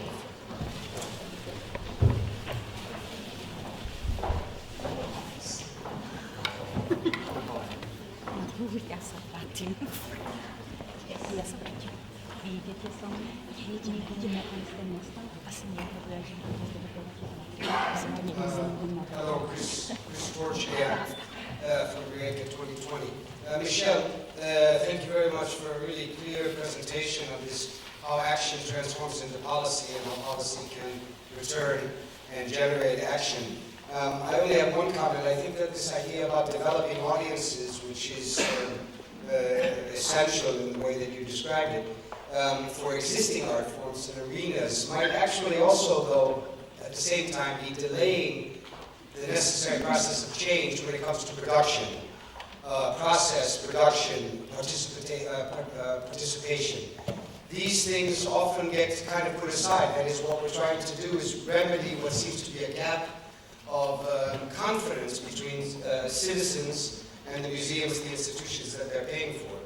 And that somehow it's we that have to change as well. And that this self-reflection, I mean, it's not your job to come here from the Commission and tell the museums how they must change. But NEMO and all of us who are working with museums have to consider also that it's the product that we present and the process that we make which will determine this new, as you call it, diversified and shifting audiences. And I just want to remind that I think it's not just about selling old cars to new people. It's about, in fact, really reinventing the car, or in fact, changing it and leaving the car and going straight out into the public space.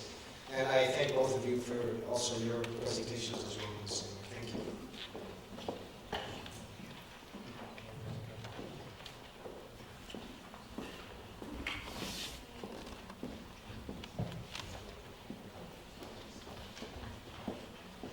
I am Brian Crowley from the Irish Museums Association. My question is for Maria, because when I was listening to your presentation, I was thinking about the fact that, like all the people, I read kind of vaguely liberal, left-leaning newspapers, and often you're reading things in the Guardian or whatever, and you think exactly the people who should be reading this article, who need to be maybe educated or see another side to many of the issues around things like immigration, aren't going to read this because years ago they dismissed this newspaper as being liberal and left-leaning.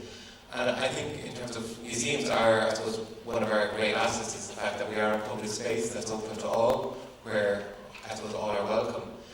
And I just wonder, is public statements always the best way to go, or does our real strength lie in terms of programming and exhibitions? Because I think, particularly if you look at the United States, there's a whole swathe of the population who have dismissed, even to us, what seems very kind of centrist media as being, you know, part of a wider agenda? And is there a danger that in, you know, obviously it's kind of very almost tempting to make these grand statements, but it's very easy then that if you make these, that you become dismissed, or you're seen as taking a stand can be seen as taking a side.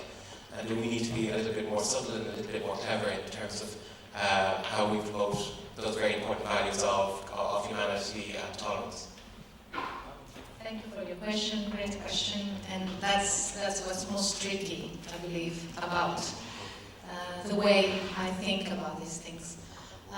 This was more or less what we were discussing at lunchtime.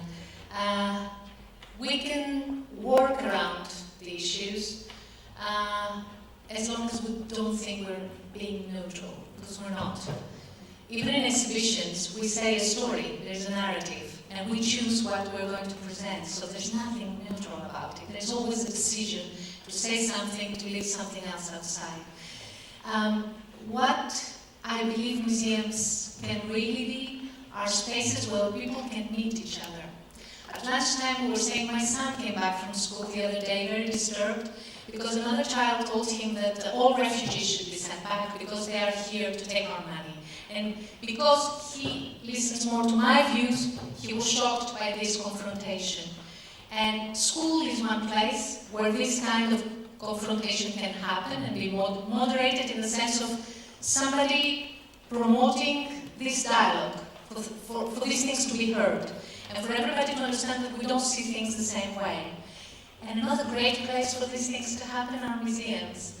And I believe that my son will have a completely different or new or richer idea about what it means to be a refugee once he meets a refugee child. And once the stories hit the face, someone's face, it's not something abstract. And museums are a great place for that to happen. Even if we present a story, we can say, well, that's the way we see things, that's what we know today, because history is not something that, okay, it's said and it's finished. And we can invite people to come and talk about it and bring other views in it. So the museum doesn't close the doors, it opens them to dialogue. If you allow me, thank you very much. I have a very last question to Leszek, because I'm sorry I cut your presentation, and I would like to know how the story ended, whether you had a final message, or also, well, it's perfectly reasonable that I have this curiosity, and especially if your program made also other people, not necessarily children, interested in contemporary art. Well, it's a bit unmeasurable. We didn't have a survey among the public on the auditory of the Kulturhanek. Well, I think this double-coded, this kind of double-coded utterance for children and for their parents or the teachers is the best way to communicate with as wide audience as it possible. Yeah. Thank you. 1 second, and then we close, really. It's going to be a second. I run to you. I just wanted to say to what gentleman, I didn't see who it was asked before. First of all, I'm happy to have met you because you are full of great ideas and thinking. I just wanted to say, in this day of media, people do not believe the television, the newspaper, they do not believe internet, they do not believe in anything anymore. But museum, when people come to the museum, they believe us. And if we are going to be silent, then who else is there to speak the truth? Thank you.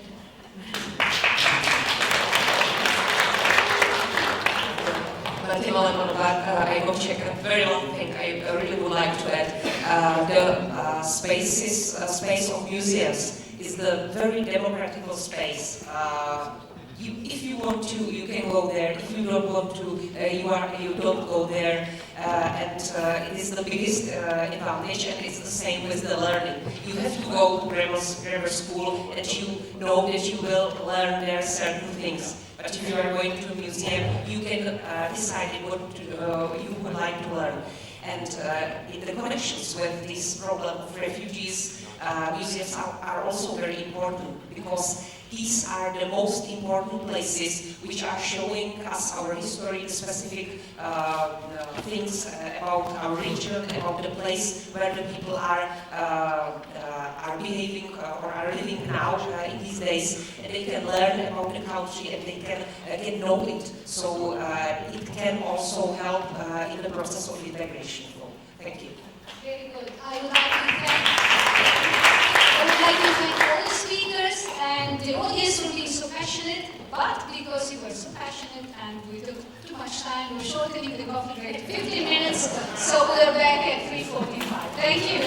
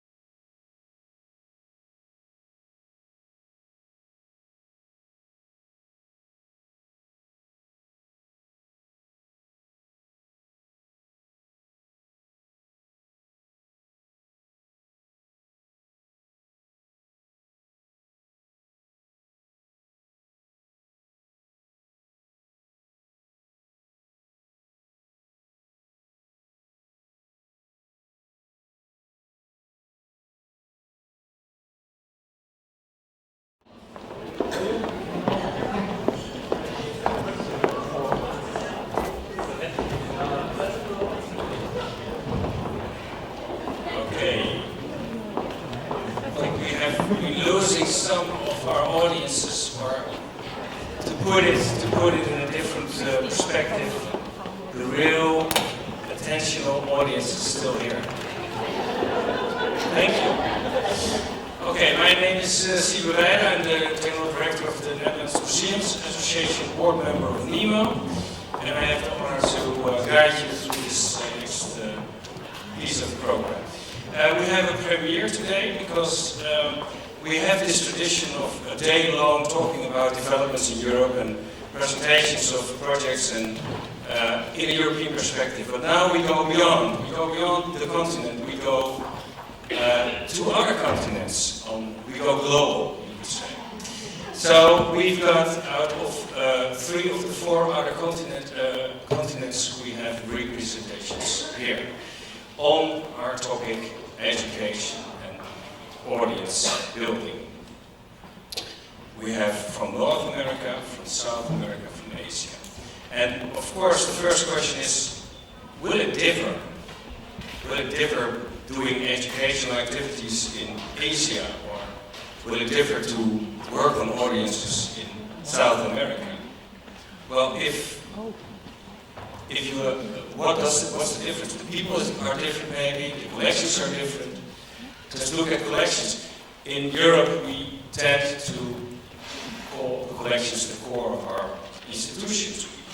We declare them sacred, we place them in good positions and bring good light on them, and we give information about the works, and we let people come in, and then we say, this is this and that, and then we say, we are educating the people. Well, in Asia or in South America, the collections tend to have a more modest position, more like a material to use for telling stories about communities, be it pre- or post-colonial communities. And education seems to be more a dialogue between these communities and the museums.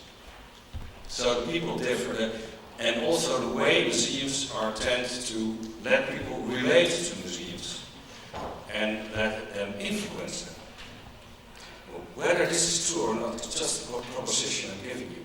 But we are here in the possibility to see whether this is true, because we have presentations from 3 other continents. And we'll start in the North American perspective. We have with us from the Alliance, the American Alliance of Museums, Mrs. Madeline Vetkerty, a senior program manager of global activities. Vetkerty, I am told, is Slovak for wild garden.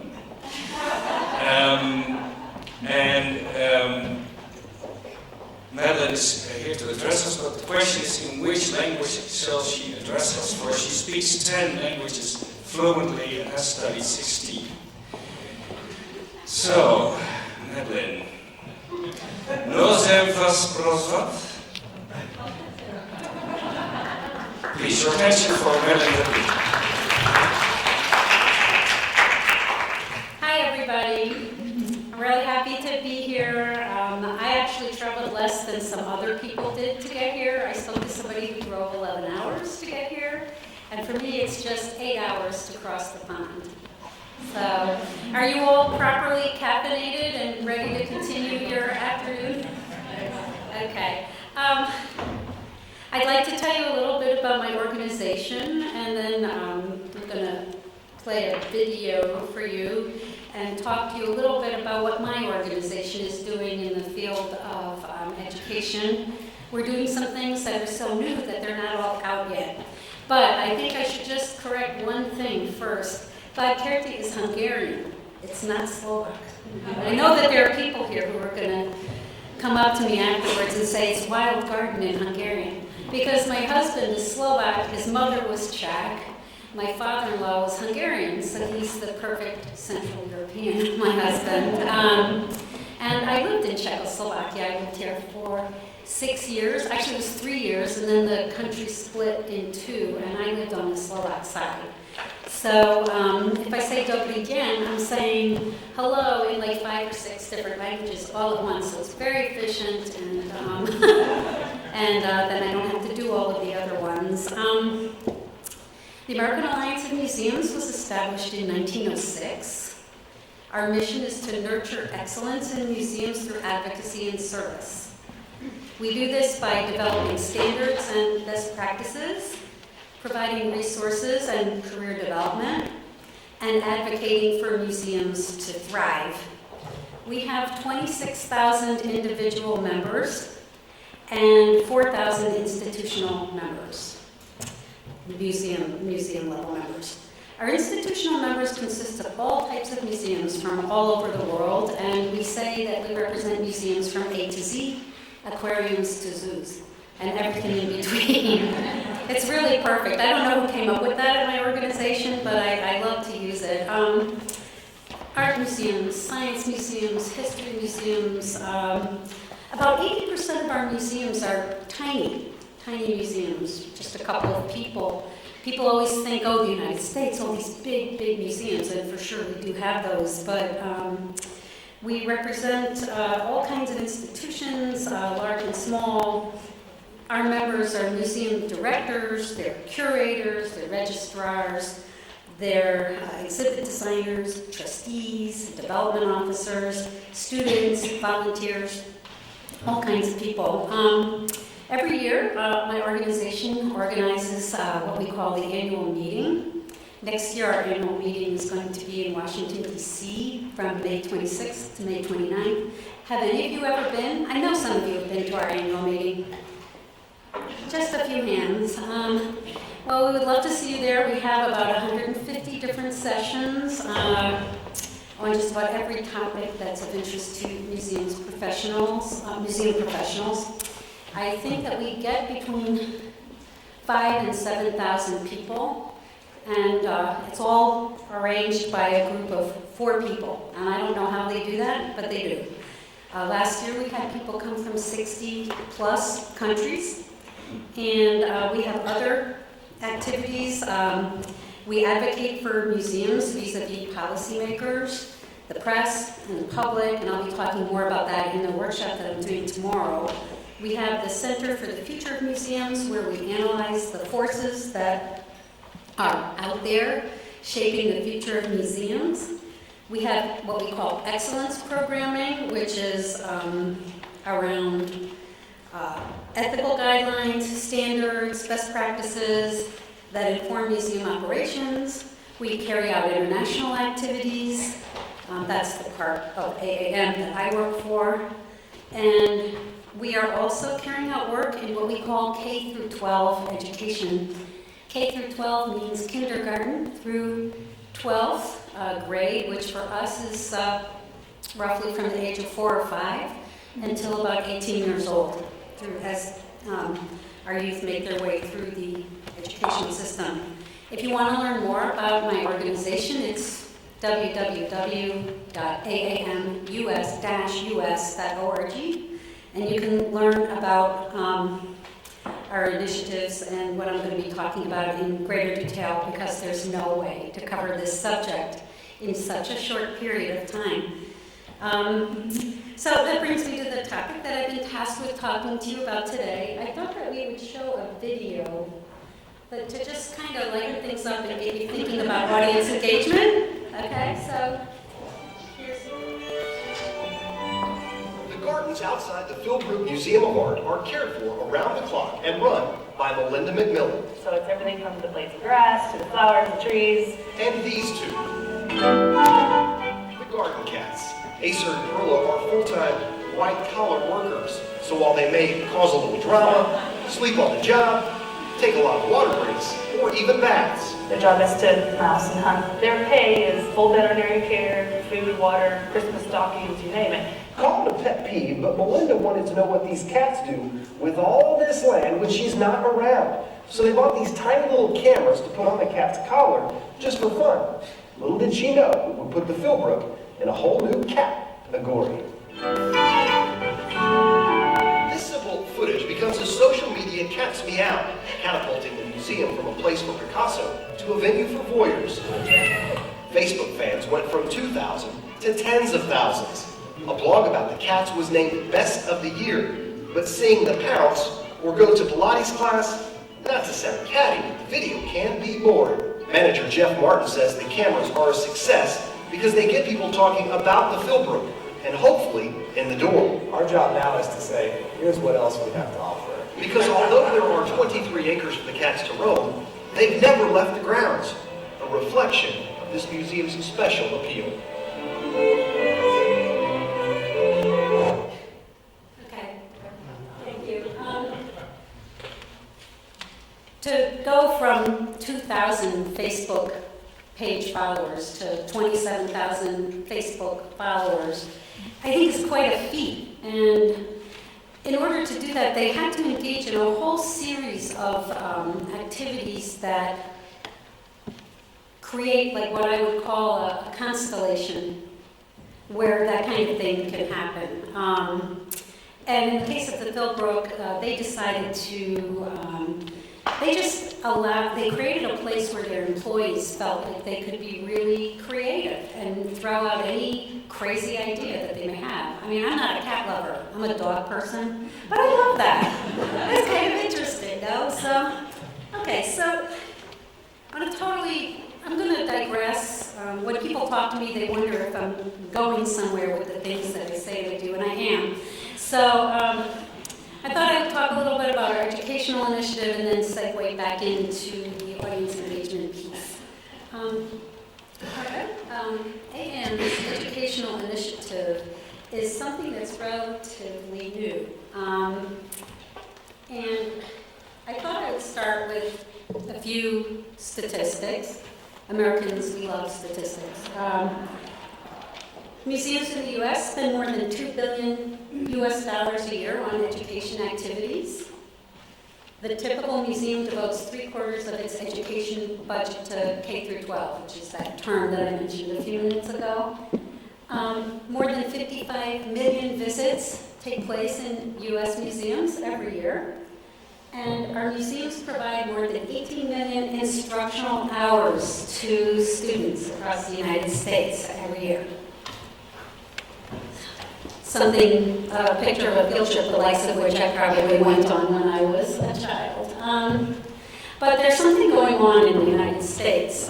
There is a rising dissatisfaction with the way that our educational system is working. I don't know how much you know about that over here or how much you follow that. But we found out that some studies were conducted. We found out that U.S. students take over 200 tests between those K through 12 years, which is an average of about 8 per year. In your countries, the average is 3 per year. And I have a son who just finished high school, and I saw how he went crazy preparing for those tests. It was all about studying so that you could take the test. It got ridiculous. It is ridiculous. So there's some people who are there's some educational reformers. So we think that there are things that are happening in education, some trends that are taking place that we are studying and that we think are worth noting at the Alliance. As was mentioned in the last talk, there is a move toward more digitally mediated, I don't speak English, education. There's more of a trend toward hands-on learning and tailor-made experiences. And when it comes to experiential learning, that's what we do, right? That's what we do as museums. And we feel that museums are poised to help make this transition to a better educational system in our country. These are all the great ways that museums can help. We offer opportunities for inquiry-based learning. We give parents support as co-learners and coaches. We connect students, young people to their communities. Culture and history, that's something that we also do as museums. We train teachers. And we're experts in immersive, experiential, self-directed, hands-on learning. It's what we do. When we say in English, I'm preaching to the choir, that means that I know that you all know this and that you do this in your day-to-day lives. This is an example of somebody getting some hands-on learning. You touch something and it makes hair stand on end. But But there is a disconnect in my country, and I don't know if you experience this disconnect in your countries or not, and I hope that over the course of the next couple of days you'll talk to me and tell me whether you are, but we always seem to be being put into the position of explaining that we are fundamentally educational institutions with learning embedded in the heart of what we do. And we believe that museums should join forces. And since we're a pretty large organization, we feel like we're in a good place to be able to do that.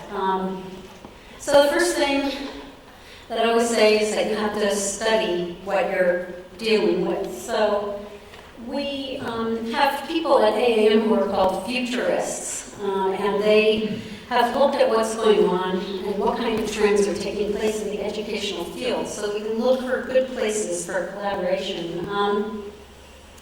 We think that the next era of education will be characterized by self-directed, experiential, social, and distributed learning designed to foster 21st century skills of critical thinking, synthesis of information, innovation, creativity, teamwork, and collaboration. And as I had mentioned earlier, this is what we do every day, whether we have an art museum, a science museum, a botanical garden, or a history museum. So we decided, I'm going to talk to you about 3 things that we've done. The first was that we hosted a meeting. The second is that we're launching an educational challenge. And the third is that we're looking at digital badging. Have any of you ever heard of digital badging? Okay. It's actually something that I find to be quite interesting.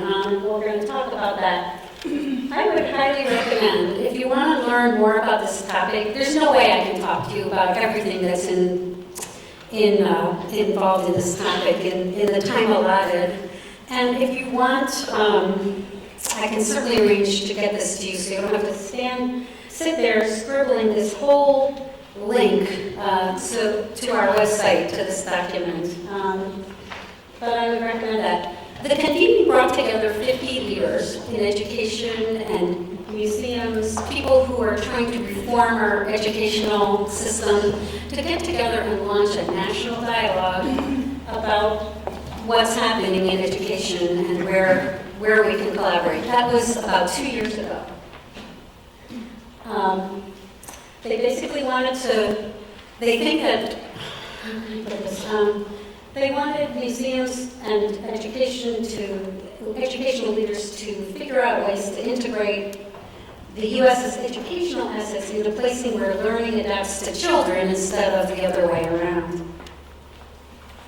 Our second educational initiative hasn't been launched yet, but I would suggest that you follow our website and keep your eyes open. We're basically going to ask people like you from around the world to tell us how you see the role of museums in education in 2035.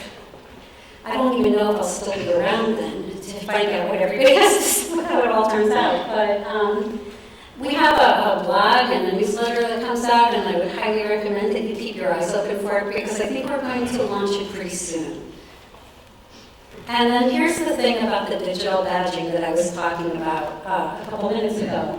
Digital badging is a form of micro-credentialing, and it's giving some kind of credit, standardized credit, for work that has, learning that has taken place not all in the same place.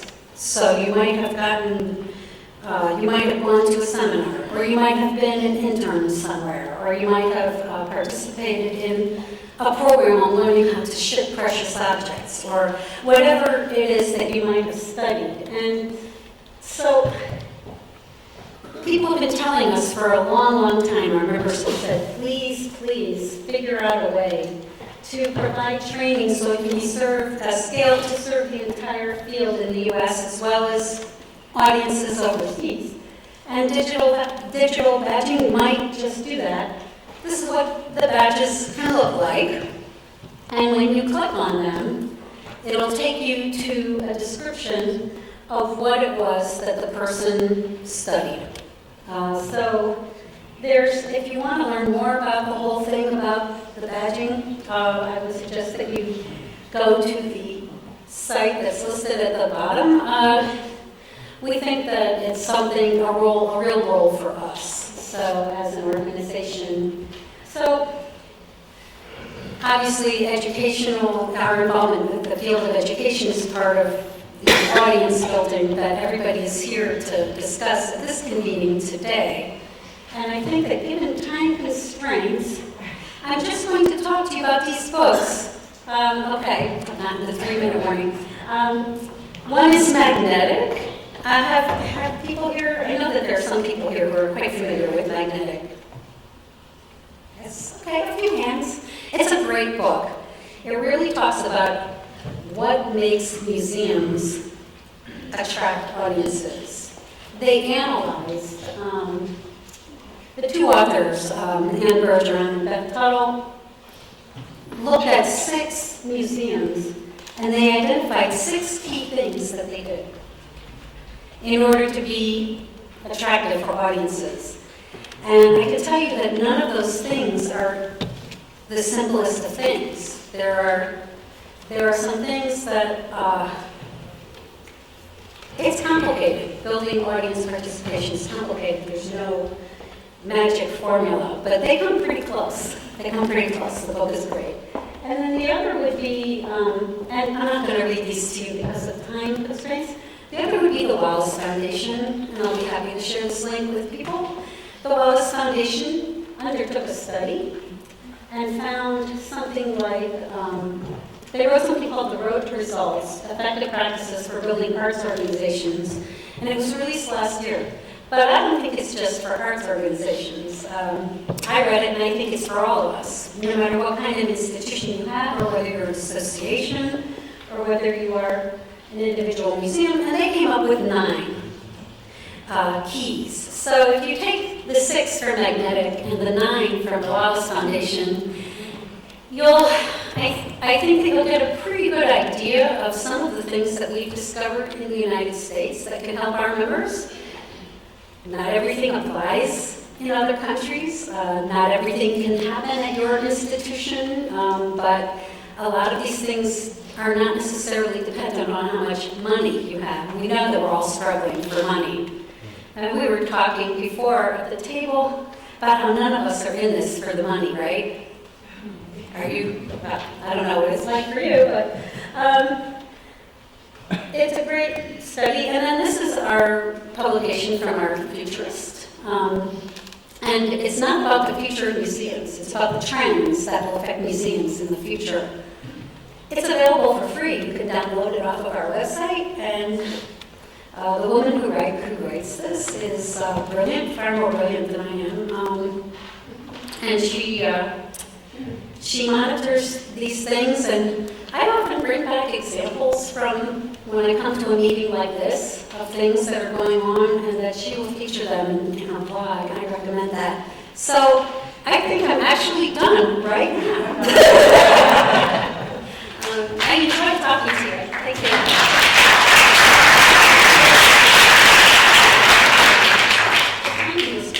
Yes, thank you very much for bringing us. It's a very steep. No. Okay, from the north we go down to the south of America, and we have with us Clara Camacho. Clara, can I invite you to come up? Who is she's first of all a core member of NEMO, for she's our man or woman in Portugal in the network. She's also the president of ICOM Portugal. The General Assembly. But she's here because Portugal is also a member of Iber Museus, a network of museums in the Latin American countries and in the Iberian Peninsula. Clara, can you enlighten us on how education and audience building is done in this area? Thank you. Thank you, Ziba. Thank you, Nemo. It's a pleasure and an honor to be in this conference presenting Iber Museums. And I will start with trying to answer this very first question: what is Iber Museums? Museums is a collaborative initiative of 22 countries, and it is an intergovernmental platform on cultural policies. And if I have to pick up for keywords to feature IBER museums, I would say collaboration, public policies, exchange and promotion of museums. To introduce the Ibero-American space, I would remind that it is composed by 22 countries, 3 in Europe, Western Europe, Portugal, Spain and Andorra, and 19 in Central and South America. I would also stress that the number of inhabitants of this Ibero-American space is equivalent to the number of inhabitants of Europe, 500 million. And we have about 10,000 museums and about 100 million visitors, and a number of items that is more or less what is in the slide. And now, just a very short introduction to the importance of Latin America in contemporary museology. As you know, it was in Rio de Janeiro in 1958 that UNESCO promoted the only seminar on museums, I mean UNESCO, not ICOM, on the educational function of museums. This was the original seminar of Rio de Janeiro. It was a founding moment for education and museums. And in 1972, the Round Table of Santiago de Chile was a great inspiration for worldwide museology, and the definition of museum of ICOM that we still follow nowadays was inspired in the Museu Integral discussed in the Round Table of Santiago de Chile. It is very interesting because in 1972 in Santiago de Chile, this meeting was not a museum people's meeting. There was Hugues Varin from France, from Europe, but the other representatives of the different countries, they were economists, anthropologists, historians, a wide variety of people. And in 2007, the declaration of the city of Salvador, I brought some pamphlets, they are in the reception, and this is when IBER Museums is going to be born in 2007. And finally, 3 years ago, Brazil proposed to UNESCO a recommendation on the protection of museums and collections, and we are very happy that this final text, the recommendation, will be approved by the General Assembly of UNESCO, I think next week in November. So when did IBER Museums start? Started as a meeting of these 22 countries of Central America, South America, and Europe in 2007. And it started, as I told you, as an intergovernmental initiative having 4 main goals: the protection of cultural heritage, the empowerment of museums, the value of museums' mission, and also to reaffirm education capacity as a value for social development. The mission of IBER Museums program is to foster integration, consolidation, modernization, and institutional development of Ibero-American museums. This initiative is also connected to a larger initiative on cultural public policies, which is called the Ibero-American Secretary for Public Policies, where all ministers of culture or Secretary of State for Culture have their seats. So this is all about cooperation and networks. How is it organized? There is an intergovernmental council composed by 12 countries that are the ones that contribute financially to the program. Also, the program and the initiatives are open to any of the 22 countries, even if it is a non-paying country, and an executive council of 3 countries with the presidency in Brazil until the end of 2015, and from January on, the presidency will be in Mexico. And now let me focus on the prize, education and museums. IBER Museums program has 10 action lines. I'm very happy I cannot tell you about these important lines, like, for example, an observatory on museum statistics for museums, the training action, sustainability, which is the last action line, mobility of collections, and so on. But let's focus on education. The prize was created in 2010, and who can apply? Any museum, any school, any cultural institution or social institution from the 22 countries of this Ibero-American space. For evaluation criteria, innovation, social impact, community participation, and decentralization, and it is a process on 3 phases of evaluation. Just to give you some figures, some indicators, since 2010, 45 projects were awarded from hundreds of applications, and a total amount of $320,000 were invested in this line of action.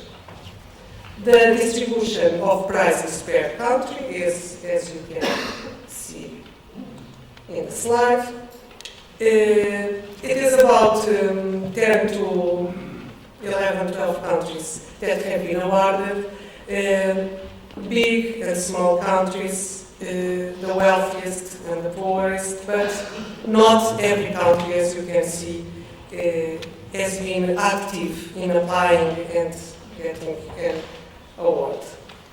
One of the most visible achievements of the prize is a data bank online with best practices. It is in the web portal of IBER Museums, with 100 projects, all awards and honorable mentions along these years, with its features and as guidelines for other museums. Now let me briefly focus on 3 examples from 3 different countries: Mexico, Cuba, and Uruguay. It was very difficult for me to pick up the examples, but if you read Spanish or Portuguese, you can go to the web portal.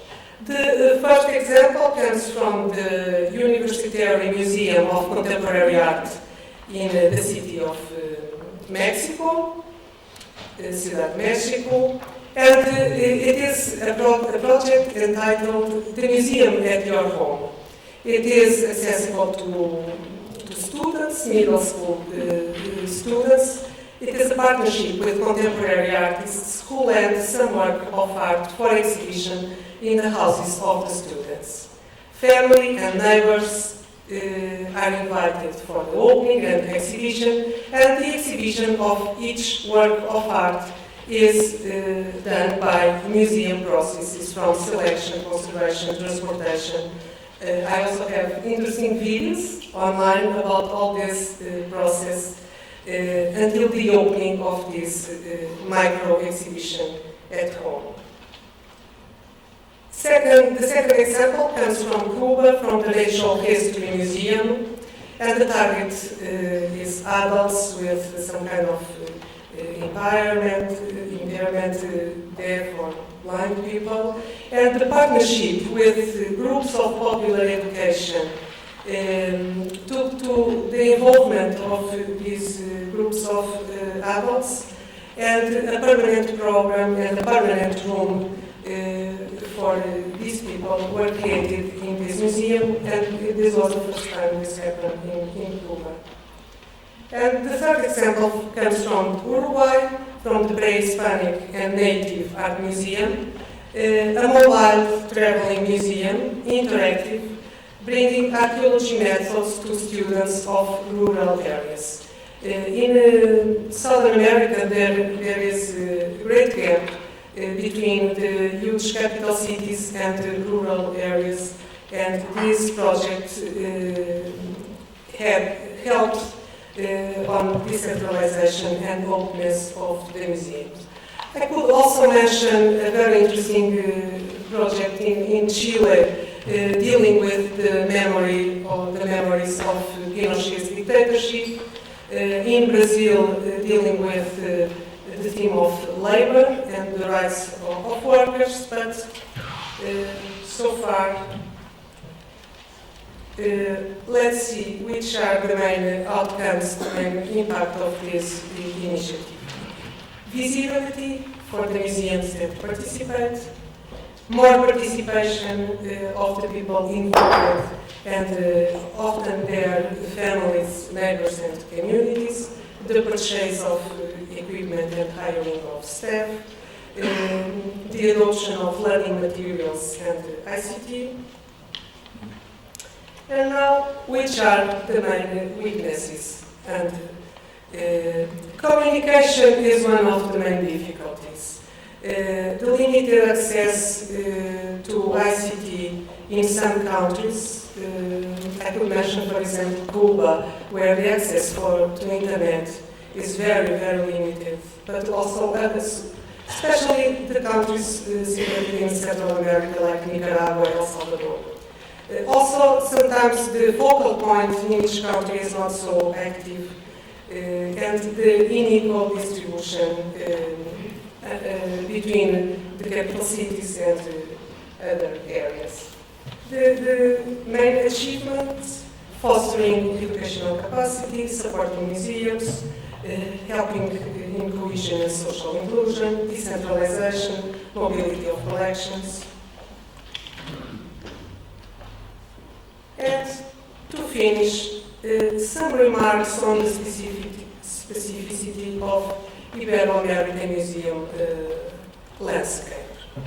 First, I have to say that heterogeneity characterizes Ibero-America. Great differences among countries. For example, according to human development indicators of UNESCO, Chile and Mexico are in the same level as Portugal. But of course, Cuba and Uruguay are in another level, and Nicaragua and El Salvador in another.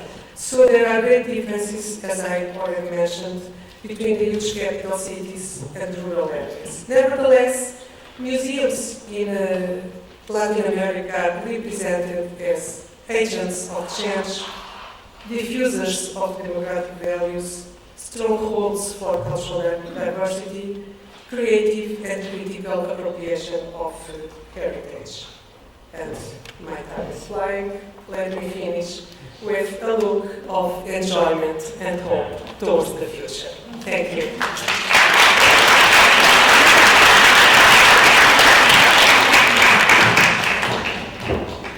Thank you very much, Clara.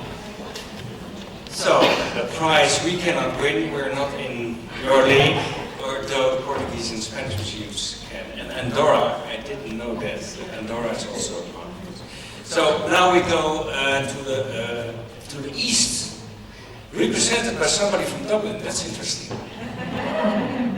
We have Vioniela Pro here for us, director of the Chesapeake Library Museum, Dublin, which is a magnificent museum, I would say a hidden treasure. It's, I wrote online that it was, I think, TripAdvisor, who said you are at least the most interesting museum of Ireland, but probably one of the best in Europe. So much for commercial information. You are here not because of your work in Dublin, but because you are the chair of ASIMUS, the cooperation between Asiatic and European museums. take us with you to the East. Thank you. And much as I'd love to talk to you about my beautiful museum, the Chester BD, today I have a different hat on, as Zita says. I'm chair of this another network, the Asia-Europe Museum Association. So this is a little bit like Clara's. This is something that's sort of a byproduct, if you like, of another sort of political system. But let's see as I tell you a little bit about it. So the Asia-Europe Museum Network, we call it ASIMUS, was set up in 2000 as a cross-cultural network of museums with Asian collections. This is interesting. So, from Asia-Europe meeting countries. Do you know what the Asia-Europe meeting countries are? It's all of the European Union countries, a couple more European countries, something like, I think it's 22 countries in Asia, the ASEAN Secretariat. It's an informal process of dialogue and collaboration with 3 strands. So you have, as I check them, you have political, economic and cultural. So 3 pillars of discussions take place at ASEAN meetings. So naturally then, the cultural one is the one that we would fall into.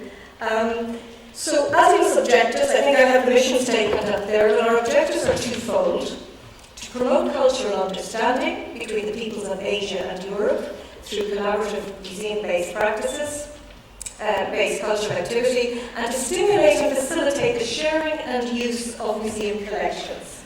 So at the moment the network has some 130 members, twice as many from Asia, interestingly. We've over about 75 from Asia, about 47 from Europe, and a number of affiliate members. And an affiliate could be, an independent scholar or an independent museum practitioner who supports the objectives of ASIMUS. Could be a museum department, for example. The network is led by a committee, an executive committee, and it's composed of representatives from member museums, clearly in both Asia and Europe, and we try and have a balance there, as you would imagine. We meet annually. In fact, we're meeting in 2 weeks' time in Singapore, which is also the home of the, sorry for all these abbreviations, which is also the home of the Asia-Europe Foundation. And the Asia-Europe Foundation is the patron of ASIMUS. Well, what does that mean? It means that a member of ASEF always sits on the EXCO committee, and it's been a long-term partnership in terms of any funding that we've ever received has come from ASEF. However, there's no direct source of funding for ASIMUS. We, in the member museums, fund our own representatives to attend the annual meeting, which is sort of 1 year in Asia, 1 year in Europe. We have biennial general conferences, which are very well attended. Again, we try and alternate between the 2 continents. And then any funding for special projects, we need to apply to the Asia-Europe Foundation.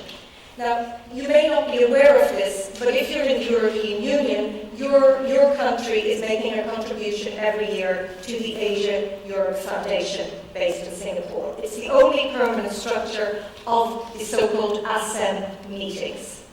So, for example, Ireland is a small country. We're paying something like 65,000, which doesn't sound like a lot of money, but actually, Croatia is a lot more money than some much, much larger member states are paying. And I think it's something that actually we should remember. Sometimes we're very hard on ourselves in terms of how much we appreciate culture and heritage in Ireland. But we're saying something with that, because Ireland, as you know, has been in a very bad crisis.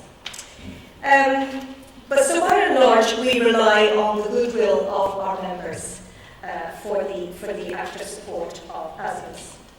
So you may ask, what practical or tangible projects have we realised thus far in this Asia-Europe network?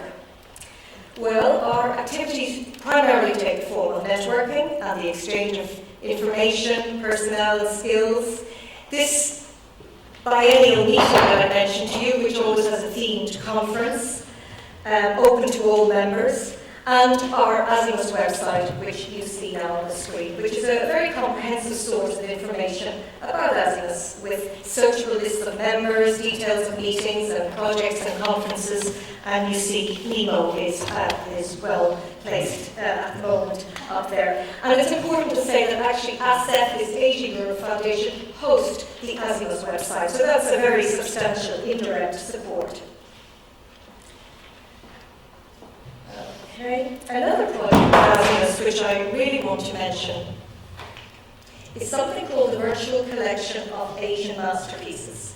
And if you haven't ever looked at this website, or if your museum, if you represent a museum with Asian collections and you think you could be on this website, I would urge you to please look at it. ASIMOS VCM is an online collection of images and information on Asian masterpieces held in collections both in Asia and Europe.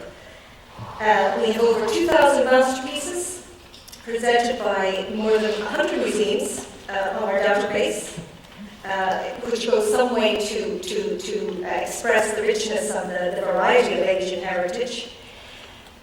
Yes, it's another database, I can hear you thinking. However, its strength and its uniqueness lies in the accompanying descriptions, which are in English.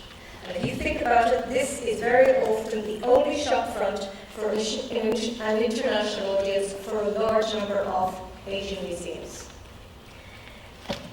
I should say smaller Asian museums. Anyway, that's just to give you an idea of the museums represented, the geographical spread. And our focus here today is to talk about the Educational Exchange Outreach Programme, which is one of the main activities which has been successfully created and implemented by ASIMOS. On a very modest budget, really. Museums manage the exchange of educators amongst ASIMOS partner museums from Asia and Europe. This simple yet effective programme provides young educators with the opportunity to exchange best practice ideas in another cultural environment, and of course to bring new ideas and experiences home with them. It's designed as a twinning project between two member museums, clearly one in Asia, one in Europe, and to enhance the professional development of museum educators and strengthen the connections and cultural understanding between the two regions. The participants spend a minimum of 2 weeks at each institution respectively.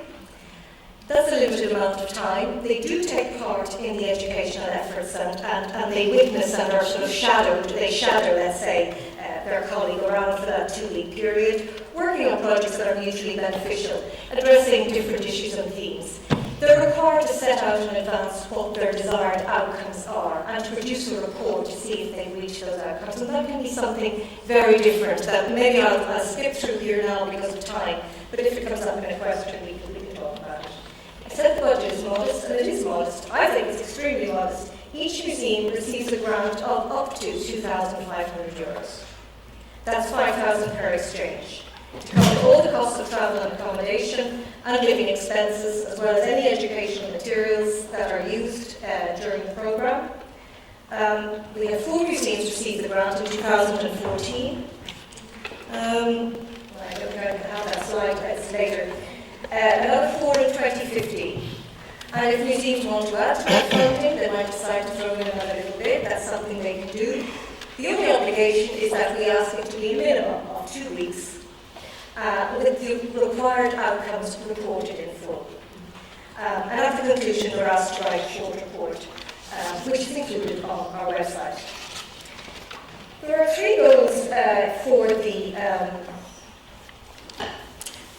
I just leave that up for you to look at. There are 3 goals, really, for the museum educators' development. One, to develop a broader knowledge about and understanding of one another's cultures.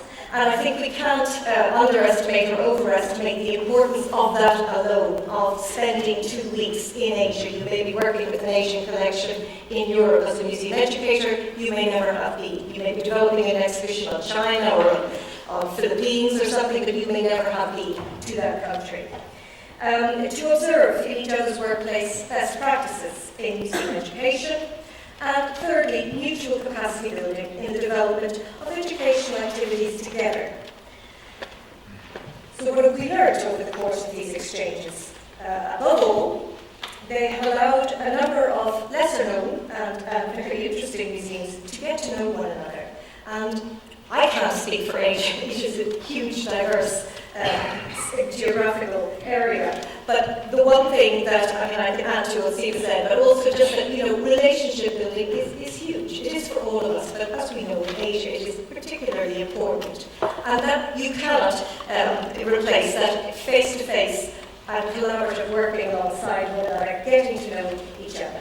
A common feature and a very happy outcome of all the exchanges carried out thus far is the wish of the participants to develop sustainable long-term partnerships. And this is something that we have seen. So we know that in its little way, these are drops in the ocean, these exchanges. We know that, but they're little drops that add up, that create some exciting projects. Sometimes as a direct outcome, sometimes many years later. My own institution had an exhibition of paintings from Shanghai Museum, the first time that they had led to Dublin, to Ireland, and it really was a 6-year development. So the programme operated, as you can see probably on that list, in 2006 to 7, 2009. Please don't ask me why the gaps, I can't tell you, but you don't really want to know. Again from 2014 to 15. Now, a grant from the Asia Europe Foundation funded the programme to date. And while that happened, its success and the low administrative costs, in fact, the zero administrative costs, because 2 member museums provided the administrative support, one of them being my own. We're convinced in Erasmus that we need to find a more permanent solution to allow these exchanges to continue. Moreover, we'd actually like to expand the model to include other museum professionals. Do you have a short interview?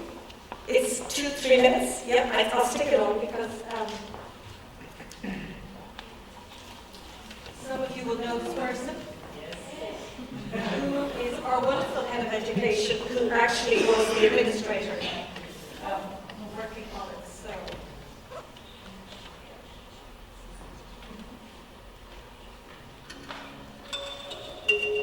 Since she couldn't be here, she's here virtually. I'm Jenny Sion. I'm Head of Education in the Chesterfield Library, and I look after the intercultural learning programs here.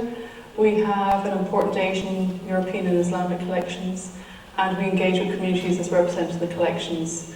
We're also a member of the ASMUS Asia Europe Museum Network, and I'm one of the coordinators of the Museum Education Programme for ASMUS.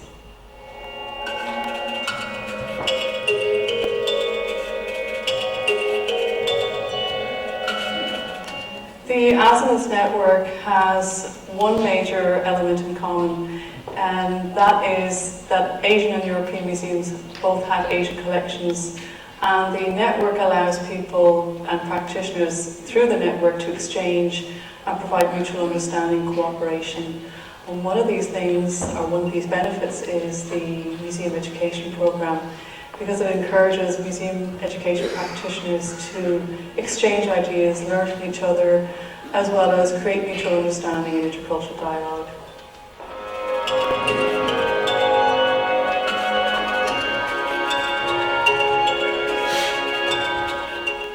The Museum Education Programme for ASMUS members encourages practitioners to observe each other in their own museum, to find out how they work with their communities, engage these communities with their collections, but also to share best practice. It's an incredibly opportunistic moment for museum educators to take benefit of this Museum Education Programme, because it's the first of its kind across Asia and Europe.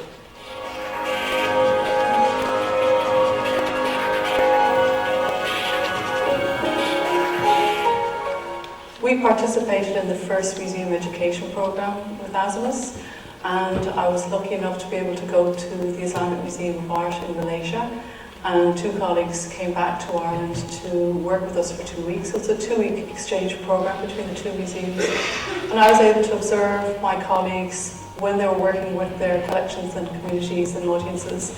I was able to find out more about how they engage Islamic collections with people in Kuala Lumpur and those who come in from around. We also went out and observed the museum educators in various situations, like in schools. And I was able to take away with me new ideas, new practices, as well as learning strategies that the Islamic Museum of Art in Malaysia have in situ in their museum.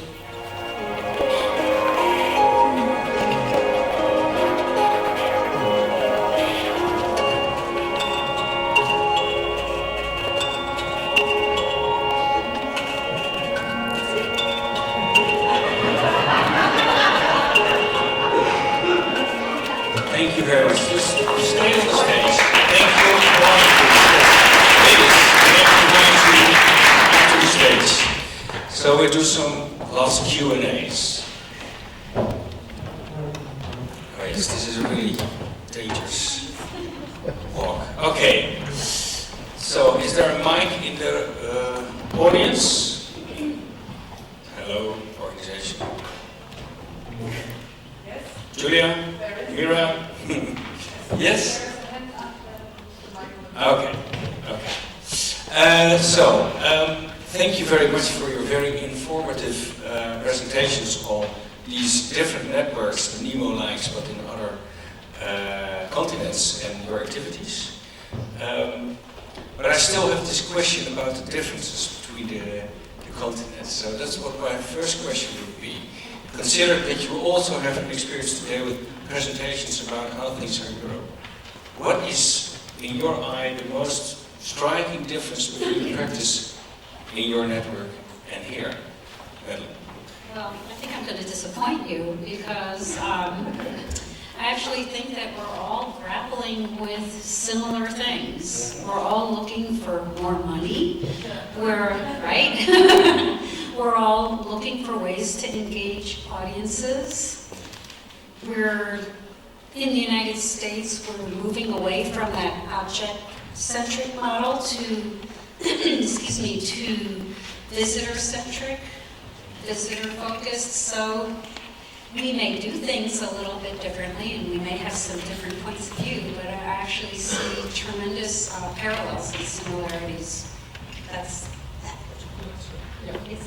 and you invented the cat as a promoter. Clara. Comparing NEMO and IVA museums, I think IVA museums is very focused on the importance of public policies for museums in every country of Latin America. In some of the countries, the structure, the organization of the governments is not so organized yet. But at the same time, that's why I said that this is a continent with such a diversity and even heterogeneity. In some of the countries, I feel I have some of the governments and public policies which are much more attending and paying attention to museums and the needs of museums than in some countries of Europe. Differently from NEMO, and as I told you, governments are the representatives in the network and not organizations from civil society. Yeah, and you are actually the birth ground of some major activities in museology, as you've shown. So, yes. Yeah, you play a part there too. And if you look at the educational activities, how do you find that different within Latin America? Again, I think there are parallels and differences. The major difference is the type of museums, small museums. There are some kind of museums that are specific of Latin America. For example, Casa del Museo in Mexico, the House of Museums. It's an experience coming from the 70s where groups of native people created together a house for a community museum. And museums in the favelas, in Rio, more recent experience. So in this kind of tiny museums, community is really very present, and it is not just involved. They are in charge of the museums. But big museums, national museums, they work like the North American ones and the European ones. Well, looking at Asia, we saw one experience of an exchange, but from a Dubliner going east. What do you get back from easier in these exchanges? See, I think, thinking of your two questions, I think the fact that we're in a network and we're talking about a series of networks, I just think museums are so connected in networks. We're all talking to each other, and of course within Asia they have their own. There are a number of networks of Asian museums, and we're sharing experiences so much and sharing problems and realizing that we do have common problems, common challenges, I should say. We did find a few things from the reports that were really quite interesting. For example, there was a very interesting, the exchange between the Asian Civilizations Museum in Singapore and the Museum of Far Eastern Antiquities in Stockholm. Is that the right name for that? Yeah, the Eastern Antiquities. And I thought a few really interesting things there. They really found that with the school children, for example, and it seemed to follow through with adults then, obviously, that the museum educators' approaches followed what was happening in the formal school system. So children were coming along in Singapore to the ACM, and they were expected to learn facts and go back and recite them in the classroom. Their activity was to be measurable, whereas the Swedish children are much more exposed to networks, to workshops in the museum, and they're encouraged to be creative and individual thinkers. You know, they're coming out with sort of ideas and thinking, not learning the facts necessarily. So there were lots of these interesting things, yeah. Questions? If any. If not, we thank you very much for your presentations.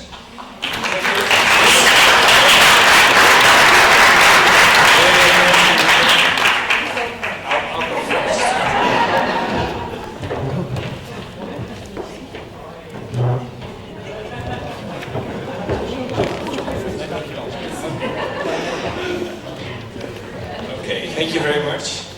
And now I'll give the mic to our, also a premier, our chairman, who is now a year almost in office and is chairing this meeting. David. So I come here because I just want to read my notes. I hope I can read my notes. My role now is to propose a conclusion of the different panels, these two panels dedicated to museum education, before the next coffee break and before the talk between Zibe and Wim Pevers, the director of the Rijksmuseum. So I want to be brief, and I just want to share with you some thoughts that came to my mind during this day. Thought about the specificity of museum education, the importance of values, and the need of training. So first thought, museum actually can act as learning places and remain conservative, elitist, and excluding an important part of the population. That is possible, but we don't want it. Because for us, the educational function of a museum doesn't mean only providing information about the collection, but education museum aims to achieve different goals: inclusion, intercultural dialogue, participation, and empowerment. So that means that we base our educational work on social values. For a better civilization, or at least a better world. That is our ultimate goal. And that is important today, especially in Europe, in a time where migration, refugees, and the direct contact with other culture bring a lot of social tensions. The presentation of the museum networks outside of Europe has shown something essential, again, the importance of training. The training of museum professionals, and especially here the exchange of professionals between museums and the different profiles of educators as well, are very important to be able to master the different possibilities to communicate in order to respond to the need of very diverse audiences. the last word, the mission of, so I want to be brief, so just a last thought. The mission of NEMO in the educational field is to support museums being recognized by policymakers as a rich, as an open learning environment with or without barriers, and places of public engagement. So we want to ensure that the policymakers at the national and European level understand and promote the role museums play in formal and informal learning. So according to Henrik, we are not providing formal education, but we play an important role also in formal education. And we want to make other formal and non-formal and informal education bodies, for example schools, recognize museums as potential partners. So that is the role of NEMO. That is also your role in your network. If you work together and coordinate it, I think we will be able to realize our vision of museum as institution offering learning opportunities to people of all profiles, helping them understand the world and their place within it. So that was my way to wrap up this day. Thank you for your attention, and let's have a break.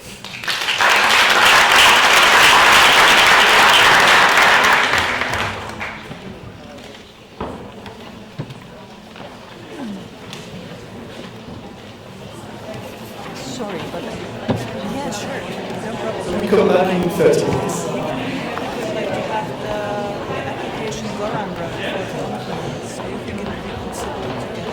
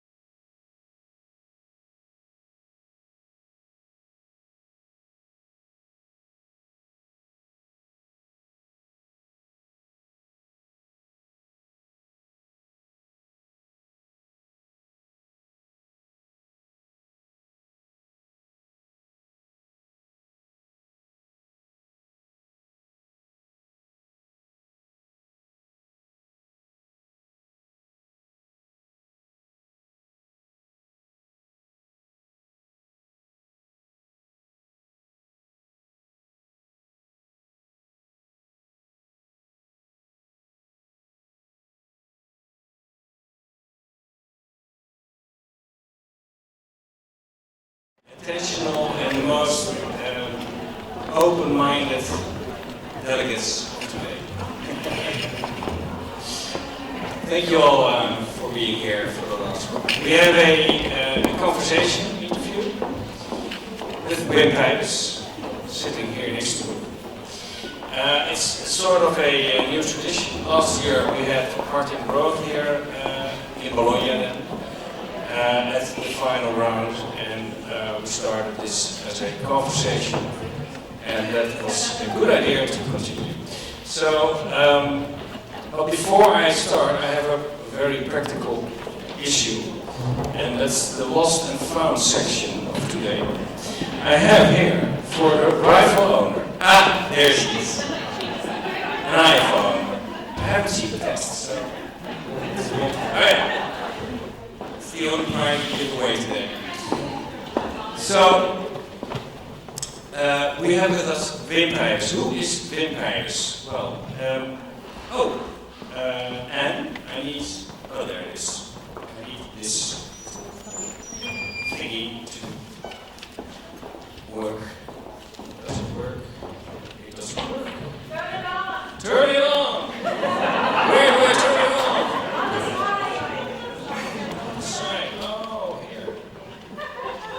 Turn it on. Yes, it works. So, Wim Pijpers is the person on this picture on the left, standing next to the Queen at the opening of the Rijksmuseum, the main museum in the Netherlands, after more than 10 years of refurbishment. A grand opening, as you see. It didn't burn down, this was just fireworks.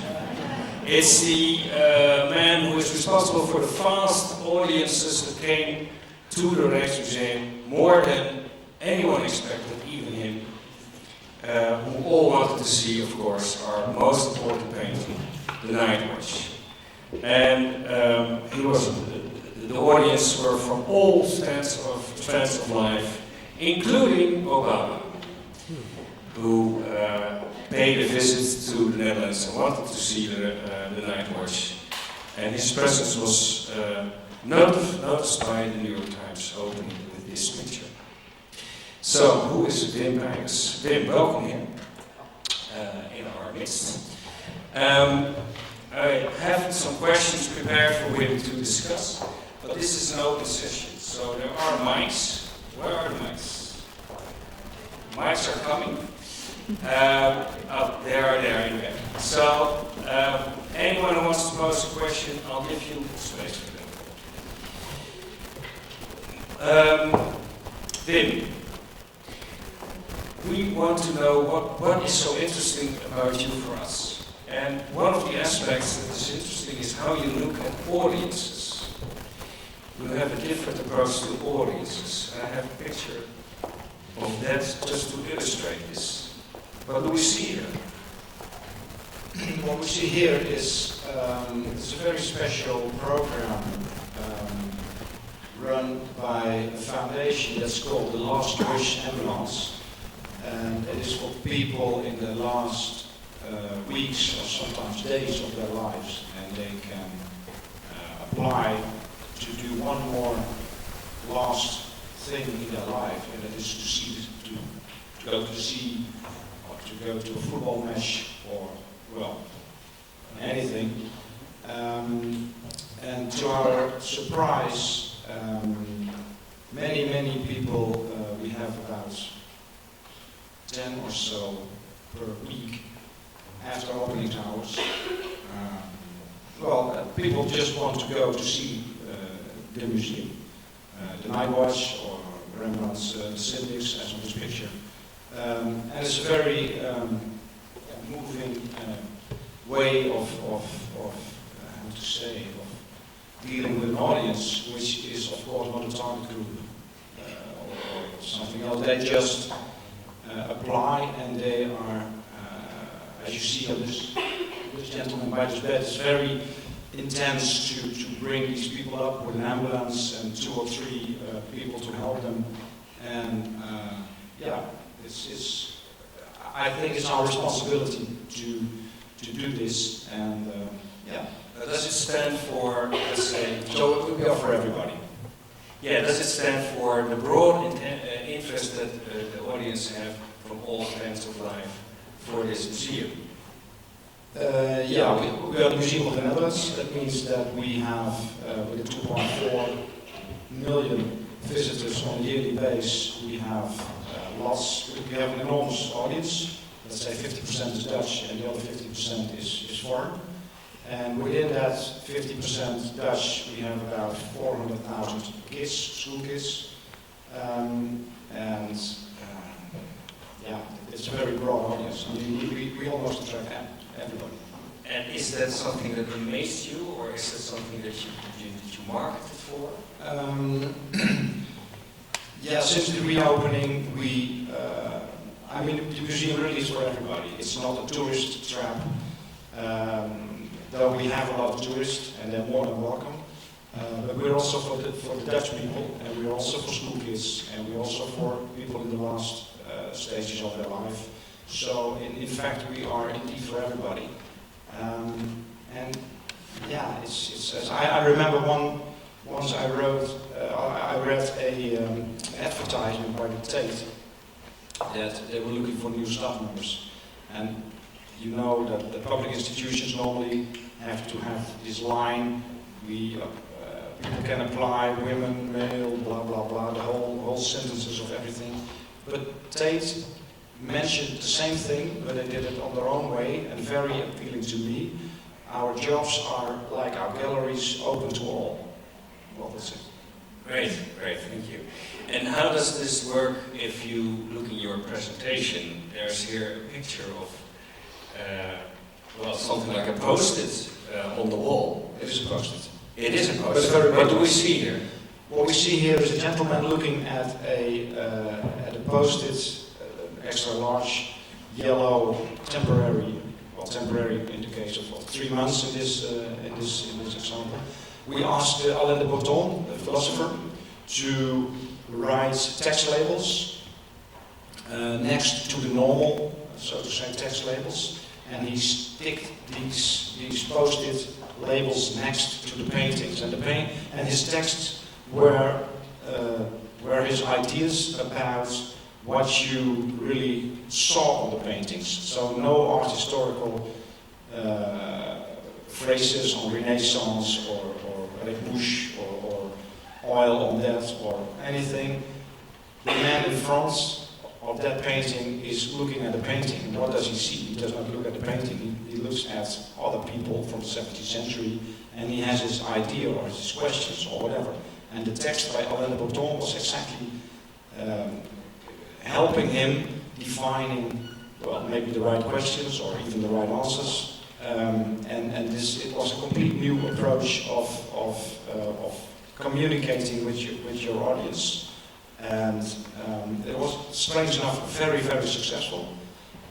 It was also very strong criticism, because this is not normally the way you do it. People found it ugly. People found it banal or vulgar or whatever. But the audience really loved it, and yeah, I think it is a good experiment to find a new engagement with your audience. And the key word in this, it all has to do with ownership. Neil McGregor once said, director of the British Museum, the British Museum is everybody's private collection. And that's a very, very good one. And in the same way, I think that the collection of the National Museum of the Netherlands, of the Rijksmuseum's collection, is everybody's private collection. So, but that's not enough. You have to, not only by saying that, you also have to communicate that. And it's of course difficult to communicate 17th century paintings to a 21st century audience, because you don't have the clue, or you don't have the right knowledge, or you don't know what you see. And so therefore it's very important for a curator or for a writer or for a museum director to help your audience in understanding what they see. And they are coming, they're buying their tickets, they have time to come to the museum, so they're willing to learn or to find something. And yeah, the only thing we have to do is to help them finding their their needs. And communicating via text is one thing, but communicating via television is another. Here we have a picture to explain to you who are not Dutch, of him present in one of the daily television shows that is watched by everybody at 7 o'clock. And you are a regular visitor there, explaining what is happening in art or in the world. You also are on Sunday on the program, which is more like a political debate program on Sunday, asked to read the international papers and give comments on what's happening in the world. How does this fit into the job of being a director of a museum?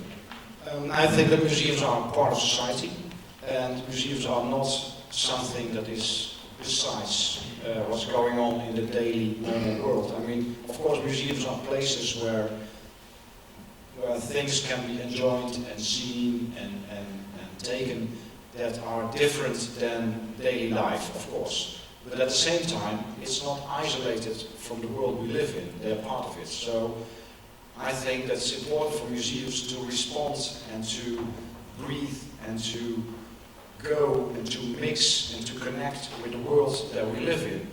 And if you agree with that, I think it's okay and it's good and it's even necessary to be part of what people enjoy when they watch television. And then it's good that I think that a museum director can respond on things that happen in real life. Museums, of course, are also real life.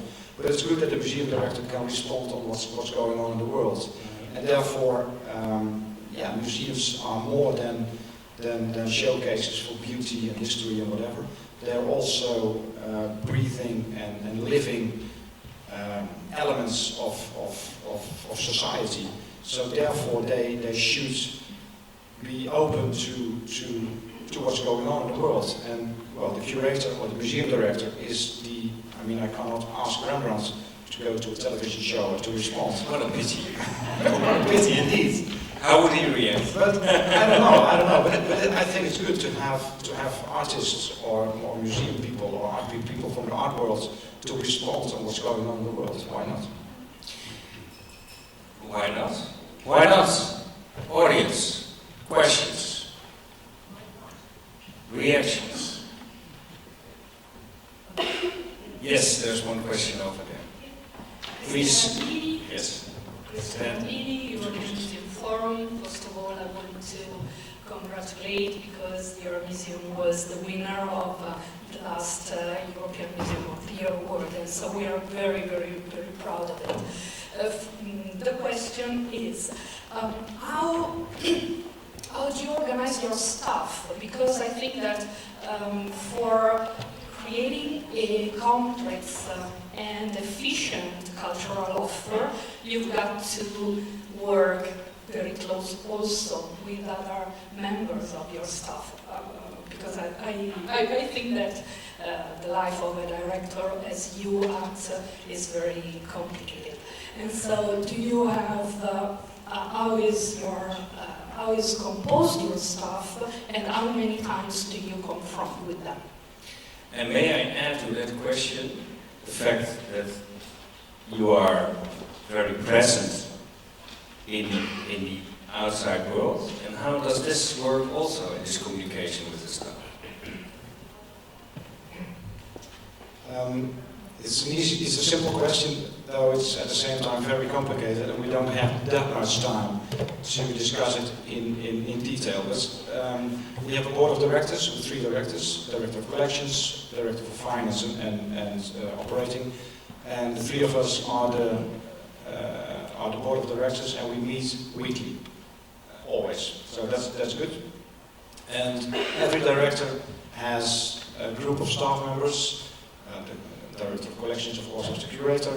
The director of operations and business has the facilities and finance and these kind of things. And I myself are responsible for for exhibitions, for communication, for development, for exhibitions. So more the outgoing elements of the the museum. And yeah, that's more or less very rough how it works. So we have 3 columns, and they, yeah, and that's how it works. And the ideas, who provides the ideas? Who provides the ideas is the question. Which idea? I mean, you have ideas in terms of finance, or you have ideas in terms of education, or exhibitions, or acquisitions. Well, acquisition ideas come from the curators and collection departments. Exhibitions and communication and imagery and what to do, yes or no, on social media, that is communication, so that's what I'm responsible for. And the finance and business operation kinds of activities and ideas, well, normally they come from that section. But since I'm the general director, I am a kind of free thinker, and I have the possibility to have ideas, good or bad, in all the categories, like the other 2 directors, by the way. Congratulations for your ideas. But coming to your question, Siebert, yeah. Indeed, it's a very prominent building in the center of the city of Amsterdam, next to the city of Amsterdam. It's the largest building in Amsterdam, in the Netherlands, when it was built, 1885. So it's very prominent. Everybody in Holland knows the building. Yeah, it has a what I say, it's a fortress. It's a kind of ministry of good taste. Is that good? No, that's not good. And for several reasons, I don't like. Well, I like the building in a way, but at the same time, I dislike the building because it's a very closed and very monumental, impressive brickstone, neo-Gothic, Harry Potter, Zwijnstein thing. So how do you deal with that? I mean, it's just a given fact. Yeah, what we did, well, you know the building, and who of you have been to the Rijksmuseum so far? Oh, that's a good score. Well, then you might have noticed that before entering the museum, you see the gardens. And what we did during the renovation is that we took the gardens as a very lively element of the museum, and we included them to the museum. So the question here is, where does the museum start? Does it start at the front door? Does it start after you bought the ticket? Or does the museum visit start in front of the first painting you see? My idea is that if you go to the Rijksmuseum, it should be the best and the highest experience of your holiday or your summer or whatever, or your whole life. So,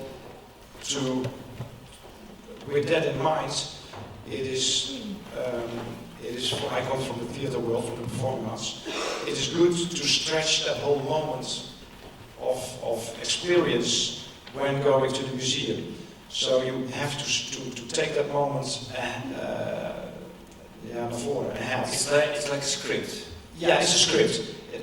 And where I have 2 good examples to show that. If you go to the Louvre by metro and you get out at the station, the Louvre, you are in this semi-museum Louvre station, and for some reason you think that you are already in the Louvre, and it lifts you. It gives you a good feeling. So what they did in Paris is to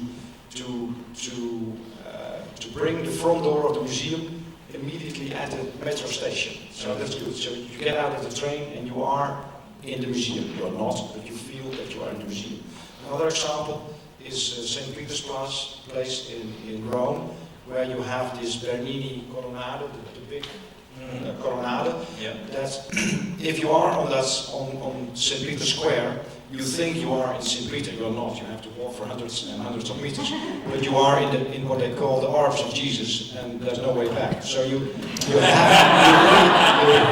really have to do that pilgrimage to go to the church and to see the altar and to experience the church itself.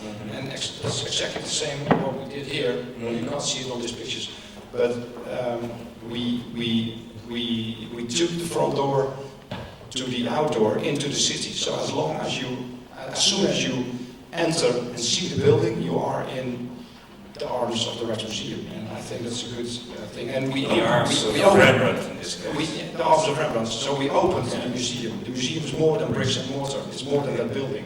You are already, if you see this, you are in the museum, and that's what we what we try to do. And I think How you describe it with, I'm already in the museum. Yeah, Thank you. Virgil. Yes. Do you still make efforts to attract corporate business, or the museum does sell itself? No, of course we attract business because we like money.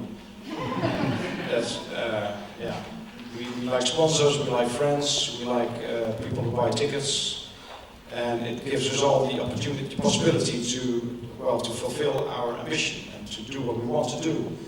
We have many things that we would like to fulfill, so we need a lot of money.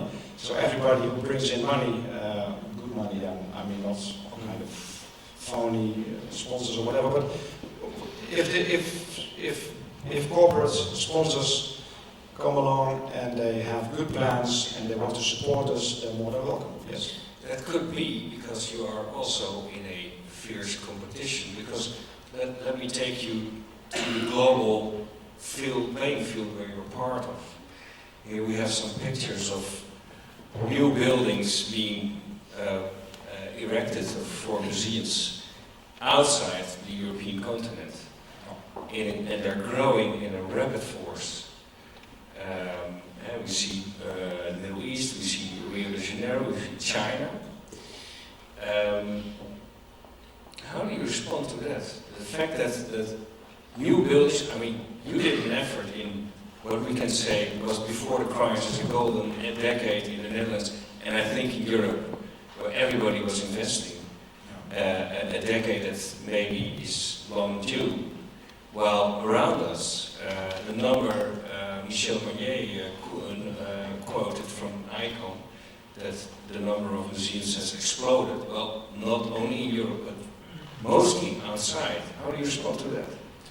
Well, if you see these pictures, you see empty buildings, and but at the same time you have to realize that museums are, what I said earlier, museums are part of society, and money is a strong driving force in society. And art goes where money flows. I mean, that's the old saying. So money flows now in the Middle East and China and Mexico and all kind of new countries where they are building like hell new museums in enormous amounts of buildings like that.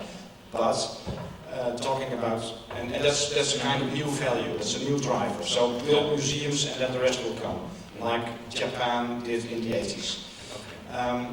But at the same time, a museum also has old values, and these old values are still have to do with heritage, with history, and of course with collection.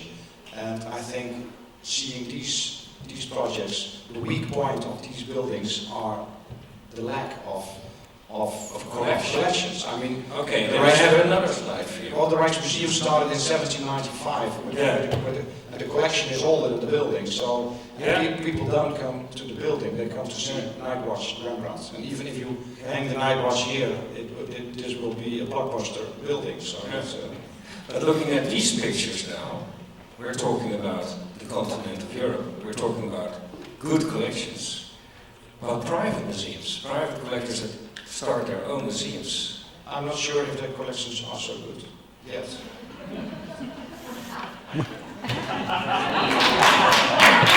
Yes. Thank you.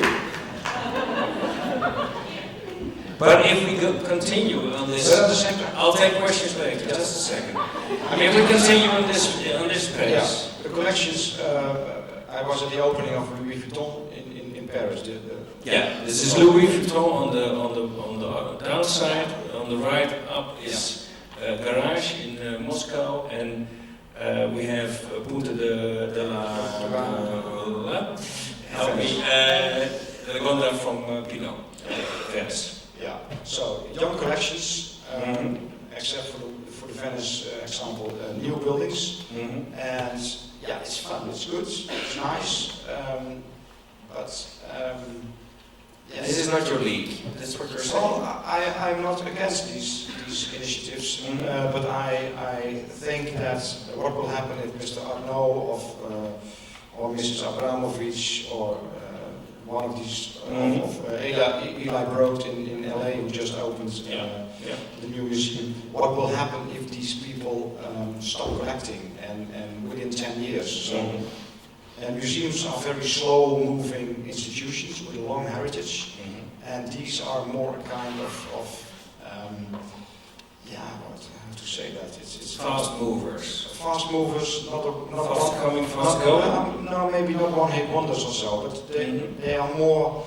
They have not a sustainable quality that the large museums, even the large museums in the contemporary world, like Tate Modern or the MoMA have. I mean, they have more gravitas, and they have more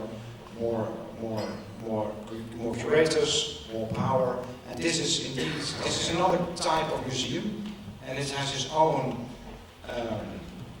his own value to exist, of course, but I don't see them as competing with us or competing with Tate Modern or competing with anything else. They are a category in itself, and well, it's okay. Questions? Yes, Here. Margherita Sani, Institute of Cultural Heritage in Italy, and NEMO board. You mentioned you have a background in the performing arts. So, first question, easy one, what is your background? And the other one is, what do you think the indispensable competencies or qualities of a museum director of a big museum with an important historical collection are to face all the challenges that we have been discussing today, be it inclusion or social role or whatever? To start with the last question, on what a museum director. Well, talking about myself, I think that I don't say a museum director should be that and that and that. I mean, every institution is different. So, but I think that for the Rijksmuseum, a museum director should have art historical knowledge, but should also have a sense for marketing and the time we live in, and that has to do with what the society demands at this moment. The museum, what I said, has old values, but also should address new values. And since museums are part of the hospitality industry, whether you like it or not, the Rijksmuseum is part of the hospitality industry. It's a fact. So that means that next to the old values, heritage, history, education, collection, all these old values are important, but at the same time I have to take care of gastronomy, of design, hospitality, and all these other elements of what a museum should be. If I am okay with hospitality but not on the collection or vice versa, then a visitor will have is just a dissatisfier. And the demands of an audience, because we travel more and we like to have a good service and good quality, and we want it all at the same time. So a museum is not anymore a building where high-level art is enough to satisfy all the demands of the audience. If you act well, and all the great museums in the world who are doing well, they have a high score on gastronomy, on design, on hospitality, on collection, on building, etc., etc., etc. So next to these old values, you see some new values, and they are written and accepted by the audience on the same kind of level.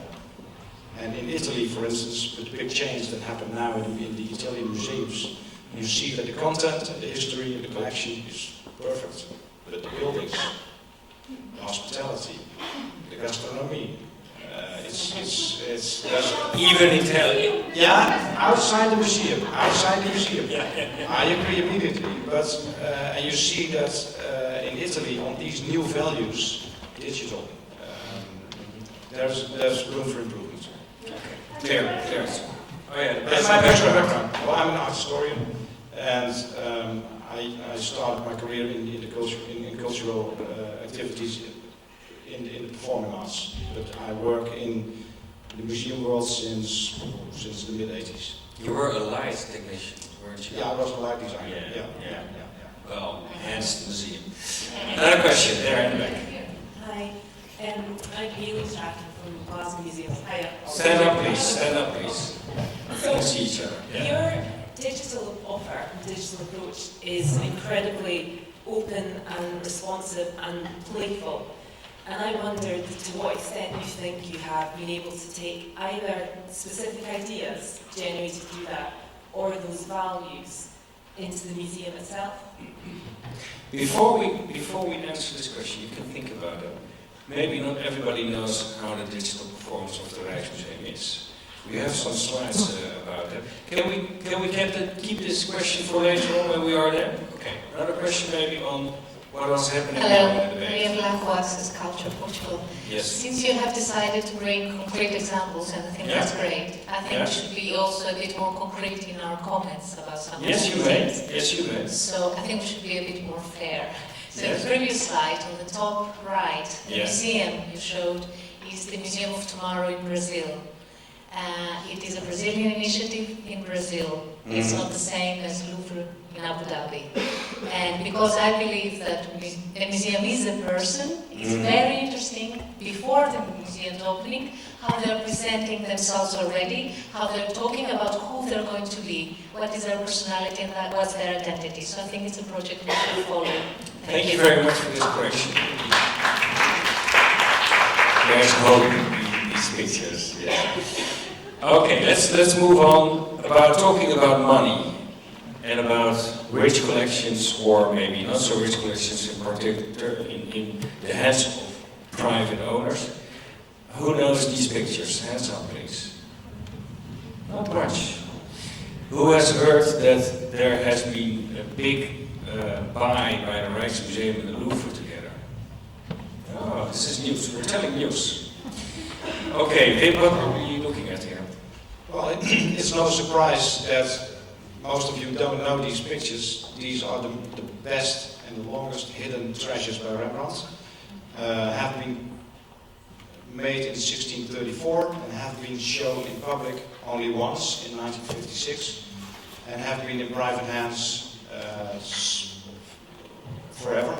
The present owner is the French family de Rothschild, the French Rothschild, and they were for sale.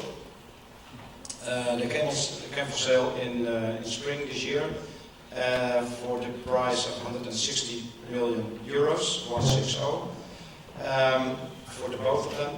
It's a couple, and the funny thing is, it's almost the real size, so they're 2 meters 30, like that. And well, I don't explain too much on the paintings, but 160 million euros, and to good price. Good price, fair price. Yeah. What's your purchase budget yearly? 3 million. 3 million. Yeah. So, explain to us. Well, Virgil was asking, how do you get your money? Yeah. Well, in Holland there is a tax. We designed a tax scheme that has to do with inheritance tax. Well, that's quite a technical story, but it's quite technical. But in the end, you were actually aiming to get 160 million euros off the table. No, we had different moments. First, we said when they came on the market, we want to buy them, but I only have 3 million. Yeah, go on. But the Rothschild did not know. So anyway, we said we want to buy, so we want an option. Okay, so far so good. And from that moment on, we started fundraising on different levels, on different varieties. And one of the varieties, one of the possibilities that we explored was to buy it together with the Louvre. But the Louvre also had no money. I mean, not enough to buy this. But at the end of the day, last September, we were successful, both in France and the Netherlands, that the French government, they paid 80 million, and the Dutch government paid 80 million, and that's together is 160 million. It's unprecedented acquisition, never done before for this amount, and never been done before by 2 countries. And I think, of course, we have to share them now with the Louvre. They go once in a while they go to Paris, and once in a while they go to Amsterdam, so we share them, and they travel every few years. They go. Yeah. Like traveling couple. It's a traveling couple. No, on the road. Just easy. Paris, Amsterdam is not that far. So, yeah. It's a precedent for the amount of money, but it's also precedent that 2 countries buy the paintings, and I think that could be a new model for, well, let's say European heritage or whatever. I mean, Rembrandt is world heritage, and of course they are, I think, very good and appropriate to hang in Amsterdam in the Rijksmuseum next to the other Rembrandts, but at the same time it's very good to have them in the Louvre, the best visited museum in the world, in the context of the Louvre. So the big question, of course, is this the new way of working? That public funds are used to buy these private-owned treasures to keep yourself into the competition and into the position you have. I mean, this is another ballgame. In this case, yes.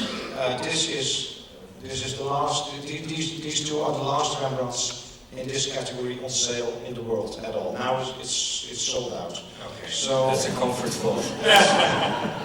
That makes it easy. So there's no second chance to buy another set. So this is the last. So this is a story about Rembrandt, but how about other great works of art owned by private owners? Yeah, but we're talking about these Rembrandts. And these Rembrandts are, to me, national treasures of the highest rank. And therefore the price is extreme, but also is extreme the measurements that we have to take by our national governments and in France and in the Netherlands. So I think it's well done, and I'm very happy with it. I mean, the alternative was that they were going to Abu Dhabi or to China or to Mr. Slim in Mexico or whatever. They would be here. Yeah, which is also good. I mean, I think it's okay to have Rembrandt in China as well. But these 2, I think they are better off in Europe. Questions? Yes, I am Esther van Riek and I'm from Holland. Yeah. Hello. A lot of museums in Europe exchange often artwork or other cultural objects from each other, from other member states. This is often very expensive and sometimes difficult. Do you think, because of the European Commission has the policy to make culture more available to all inhabitants of Europe, do you think they could play a role in making it easier, make collection mobility more easy in Europe? And do you think even NEMO could play a role in this? Yeah, I have an easy suggestion, because I like easy solutions. I would stop immediately all the European subsidies in the field of museums. Stop it. No Creative Europe program. Stop it immediately. Instead of that, start a good indemnity scheme for moving European collections. And this whole program has already been published, titled Lending for Europe, which was indeed a great initiative. So I would say it's an easy program. Make it work. Make it simple. Make it lean. And I think that's much better than these very, very complicated application routes for projects. I think this is asking the reaction of Michel Marget, if he wants to. If not, that's okay too. Mike over there, please. Who is running the Creative Europe program, by the way? Sorry, I'm recovering slowly from what you just said. It's a joke. Well, I mean, this is not something we've considered, honestly, because we thought that it had nothing to do with our role. I mean, we believe that what you are describing is something between 2 museums. I'm not aware of any real political, legal barriers for instance, the Rijksmuseum sending a picture to the Louvre. I mean, it's just a question of the cost of insurance, the things like that. I'm not I think that's the whole issue. That's that was raised here. Whether we can be of any assistance here, I have my doubts, honestly. But I recognize that it would be helpful to find some more flexible ways of presenting collections. By the way, if I may take the opportunity of this microphone, may I ask a question about these two pictures? I mean, they're very beautiful, but from a visitor point of view, what difference does it make to see, I don't know how many Rembrandts you have in the Rijksmuseum, or how many Rembrandts they have in the 20. What's the added value here? Is it really worth spending so much money to get 2 more Rembrandts? Isn't it? Clear question. Yes. Clear question. Thank you. The answer is yes. And the answer is why? It's very easy, because you never have enough good Rembrandts. I'm serious. I'm serious. Why is that then? Because it enriches your life. It gives you a better view on what Rembrandt is. It gives you a better sense of time, how Amsterdam was working in the 17th century. And these 2 paintings, they really fill a gap in something that we don't have in a European museum. These are burghers, citizens, portrayed as kings and queens, and this is for the first time that not noblemen were portrayed as important people, and this is really revolutionary. What you see here, you don't. I mean, I have to tell them the whole story, which I don't know. But this, I mean, we're used to see these portraits, but this is the first time ever that it happens like this. Here. One last question is right. Sandro De Bono from Heritage Malta. We'd be delighted to host one of your Rembrandts to state in that meeting. We'd be very much delighted. That easy. I tried my luck. So. Yeah, okay, thank you very much. One question, which concerns your educational role. I mean, this conference is about education, and as a venue, education is historic for the Rijksmuseum. How do you see your role as an educational institution and also as a world museum, because you're there? I mean, yeah, that's a good question. Thank you. We have a whole variety of educational programs, and one program is very easy to have every child before they get 12 years to get them to see the night watch. It's easy. So there are about 200,000 kids born every year in the Netherlands. So the only thing that we have to do is to have that program rolling and to get every child sooner or later before he or she gets 12 to see the night watch. Now, that's an easy concept. It takes a lot of money, but we do that. At the same time, we have what we call the Taker School, the drawing school, where we very much promote a program to let children do things by themselves. Not technically, but very easy, very slow art, so to say, and just by learning to draw with a pencil and a piece of paper. Last weekend, or 2 weekends ago, for the first time, we forbid, with a smile, we forbid making photographs in the museum. And we were giving every visitor a sketchbook and a pencil. A pencil. And we gave about 11,000 of these. And everybody in the museum was making drawings, because everybody can draw.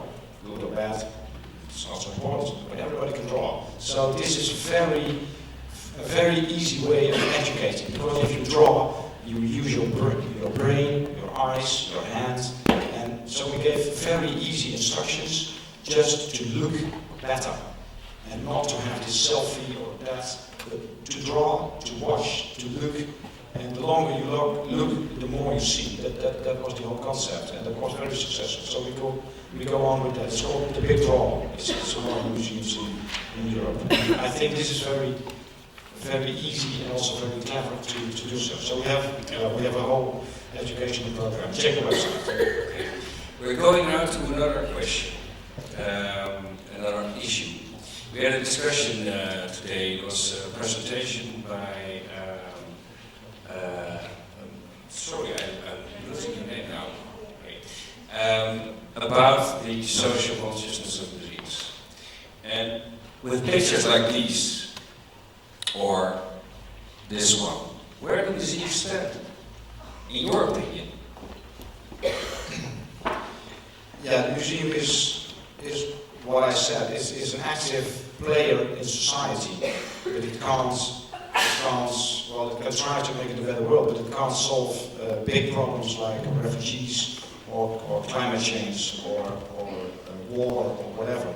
The only thing that we can do is to make people more aware of the world they live in. And I think if you succeed to do that, then you're maybe already halfway.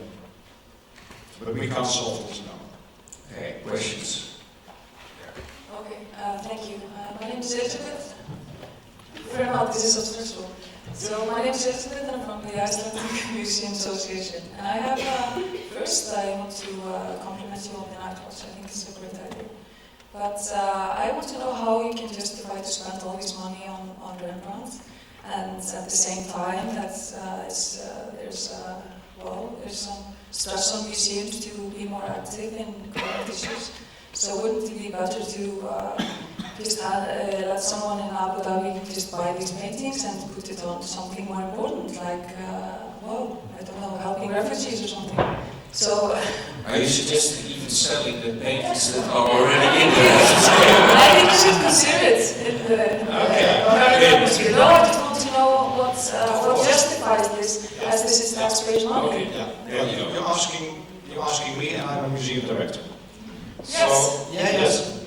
No, but that's good to realize. So you ask me, do you think it's fair to spend 160 million for 2 old paintings? That's the question. Yeah, that's the question. So, and I think yes, of course, because otherwise I wouldn't have done it. And the reason why we do it is because we think these paintings, they belong in the public domain, which they are not at the moment. So they are now in the public domain forever.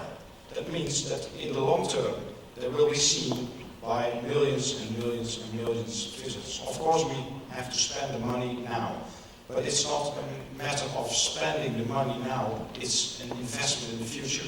And if you call these things investments, then you have another state of mind than just thinking, okay, they're burning some money to paint these museum directors' hobbies and just hang the paintings and that's it. It's really a deep, sustainable investment for the future of the museum and also for the future of the Netherlands country, or the culture of the Netherlands, or the society of the Netherlands, whatever you might think. Great words maybe, but still, I think that's my opinion. And at the same time, of course, 160 million is a lot of money, but it's nothing for climate control, or climate change, or for refugees, or whatever. I mean, that problem won't be solved by 160 million. Of course not. And maybe it was unfortunate that these pictures came up right after. But the point is provocative, yes. But it's a big chunk of money that goes to museums and cultural activities. So maybe that's the question. I mean, you can always say it has a value for future investment, but it's, in the long run, I mean, it's not about the paintings, right? It's, You got the answer. Next question, please. Over there. Oh, there. Sorry. Hi, I'm Chris Storch, Rijeka 2020. I would like to go at the same question, but not at all in the same way, but from another perspective, and that is the focus of the museum as objects. The intention, obviously, the money, the 160 million euros that went to those 2 paintings, is not money that would have gone to something else. They came from something else, and I don't see any conflict necessarily between spending money on one kind of work and we should not be competing with some other kind of work. However, what I do find is that as you spoke about some very, very interesting educational opportunities and very special audience and target groups of making accessibility, I think this beautiful statement of it's everybody's private collection. And at the same time focusing such a large the perspective of the citizens on such an investment, and I do believe it's an investment. So it is an investment because the government can sell it in 30 years and get 250 million back again if they need to. No, I'm sure it's not that way. Even in that, sure it's not an investment. No, but I would like to go back to this question of the museum as the maintenance of objects, and as if that was cultural heritage, because I have to be sure. I mean, I have to say that one thing I'm absolutely not sure about is that these two paintings are going to save the Dutch culture. The Dutch culture is going to be saved by the people that live in Holland, and the people that live in Holland in the future, and not necessarily even with Dutch backgrounds. And therefore, it's just this question between object and responsibility, and above all, co-creation, participation, which even a national museum has a certain demand on. Okay, what was the question though? Do you see, or do you see inside yourself a conflict between the focus on objects, which we just took now as an example of these two paintings, which have many objects, focus on objects and focus on the museum as a meeting place, as a place of encounter, and above all, of co-creation and participation? Your answer will be answered I think, in the video that is coming up later on. We have, because... And then we reach the whole digital arena where we are very active in. And exactly that's the arena where we are very active in terms of co-creation, the whole creative industry who is looking at the Rijksmuseum. And I'm going to tell about that a bit later. Well, we've got 5 minutes, so I suggest that at least we have a look at it. Pascal, just a second, because then we have shown this, and this answer is given.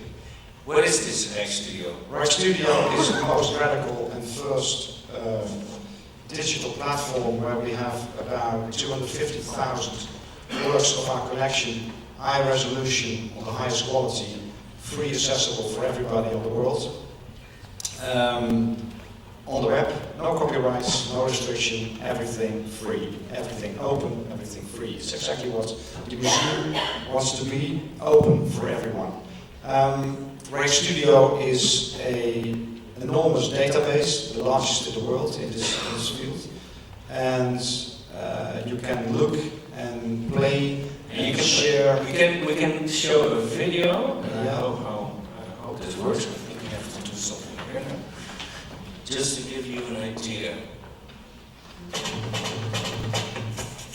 This little film is made for Rijksstudio Award to ask students or anybody to apply and to send in objects or products or whatever you want to make. And we do it now for 3 years. And from all over the world, students send in crazy solutions or objects or fashion or molds or anything. And it's all based on the imagery that is distributed via Rijksstudio. Fashion. Yeah. So, and the good thing of Rijksstudio is not only the high quality or the free accessible elements or the no-cost aspect of it.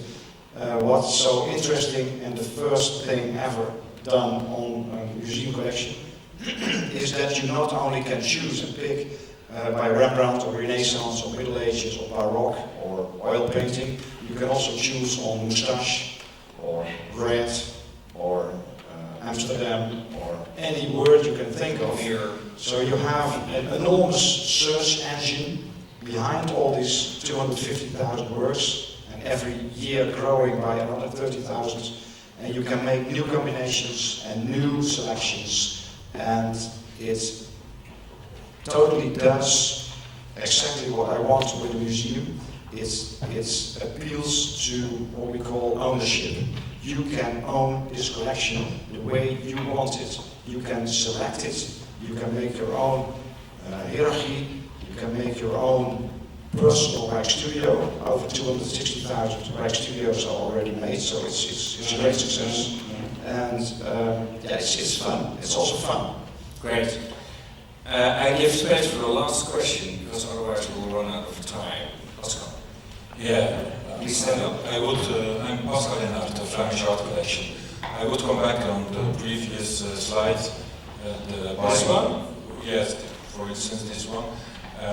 I really do agree that museums can solve any problem in the world, but when you bought those two paintings, some years ago it was a great issue in Holland, and even outside of Holland, the closing of some national museums.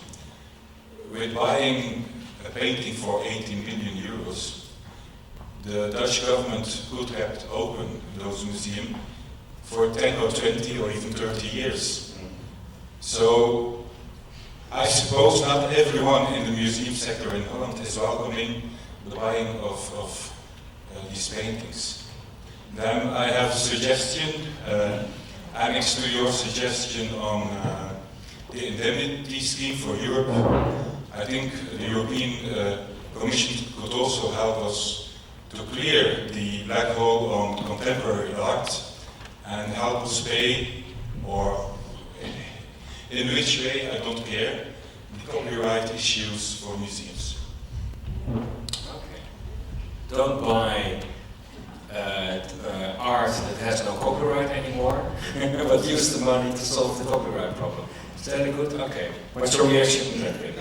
First on that copyright, I think that has to do with this open aspect of what a museum is. I think that any artwork in a public collection belongs to society. Yeah? And we have the obligation to take care of these precious artworks because they are part of national heritage as soon as they enter the collection of, let's say, the Rijksmuseum. And therefore, I think, and that costs money, of course, we take care, we restore, we make exhibitions of it, so we feel responsible for our collection, including contemporary artists. And I think it's a great thing that also contemporary artists are taken in public collections. And at the same time, I think that to share this public collection in the museum, in the brick and mortar buildings, but also on the web, is a good thing. Because what I said earlier, that the collection is everybody's private collection, is to me a necessity. If you really want to share it, you have to do it to the max. And that means... You can't do this with contemporary art. If there's copyright on it. We're pushing the boundaries. We really do it. For another reason. Because everybody's going, well, what do you mean? If a painting hangs in the galleries, everybody can make a photograph of it. And photographs, these cell phones, they get better and better and better. So if you, for instance, take a picture of Picasso, there are dozens and dozens of Picasso already on the web. So it's really a lost battle. This whole copyright thing is a lost battle. Maybe not now, but within 10 years, it's a lost battle. So what happened in the music industry, that will happen in the world of the visual arts as well. So we took a step ahead and we said that whole copyright thing is over. Forget it. You can't protect it anymore. So in the case, I'm responsible for a public collection, and I really think that it is a good thing to share the collection on the web. And I'm not sharing the artwork, I'm sharing the image of the artwork. And that is, of course, always something completely different than the real thing. And I think, and we have been talking about that, I think that it's good to have as much as imagery of our collection in the public domain. On t-shirts, on cars, on advertisements, whatever.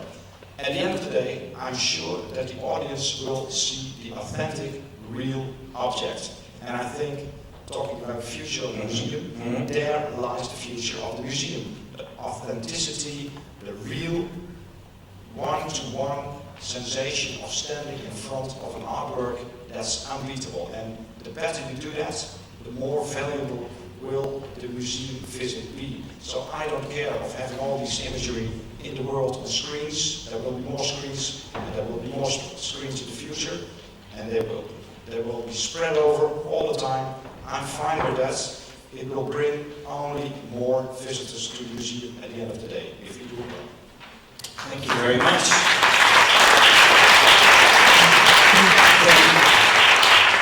Not everybody agrees maybe on spending 160 million on two paintings, but this statement was well received. I will end with the last question. We are having now almost a tradition for last year. Martin Roth was here, who I actually called Philip Roth. And he's an even family. Now you're here. So, what would you suggest would be the one invited for next year? Well, after Martin and myself, I think it's time to have a lady. That's for sure. Why? Because opinion. No, well, because if it won't be a lady, there will be another man, and I think it's also fun for you to have somebody else here sitting there. But let me think. But why are you saying that? I mean, just in case of. Well, to have the gender balance a bit in order. Is it okay, the gender balance? I mean, not only in this program, but in general? It's getting better. Well, in looking at this in the auditorium, I mean, here it's okay. Now I think all the ladies in the house stand up. There are more ladies here. But in the, I mean, if this conversation is exclusively for museum directors, then I must say that I think there are still more men than women in my profession. Okay, if you like it or not, but I think there are. Yeah, I mean, you have to choose one. So, and you need a name? We want a name. Yes, we want a name. What do you? I have one in my mind, but maybe there's a suggestion. Sorry. And Pastor right, Brooklyn. We're going international. Another American. And Europe. What about Europe? What about Europe? One of the new Italian directors. Yeah. But most of them are men, don't they? Yeah. You know, I'm not sure they get that balance, but I think it's okay. Okay. Italy has some. Don't hide anymore. Give us a name. Gabriele in Venezia. She could be. Gabriele Belli. Yeah. Could be very nice. Could be good. But what was in your mind? In my mind was Agnes Hoeslein for the Belvedere. Thank you very much for this conversation. Thank you very much.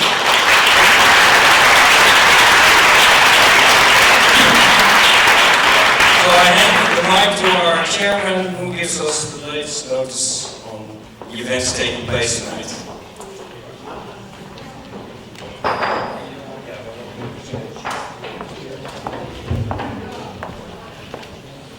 Thank you very much for this talk. I have liked the Dutch style. Have you noticed? They had a very similar body language, very similar shoes, very similar suits in two different colors. So that was just a stupid statement to end this conference. But the conference is now ended, but not the day. We have now, in a few minutes, beginning of the gastronomical part of our conference. And today we will have a very inspiring day full of working sessions. Tomorrow, yes, of course. Sorry. To end this conference, I would like to thank the people who were behind the scene, who have conceived and organized this conference. I think it's important. For first, the member of the board of NEMO, because they have conceived this the content. Would you stand Just a second.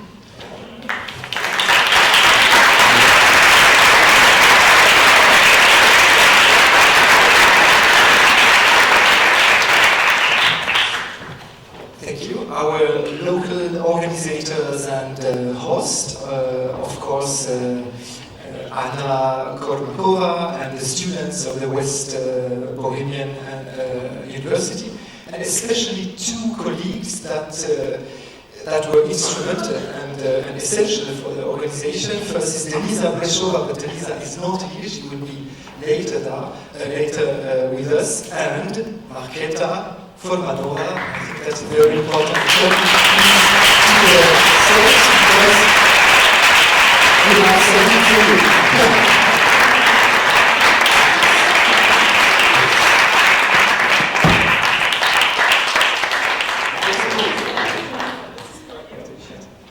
So we have Swiss chocolate first, and of course,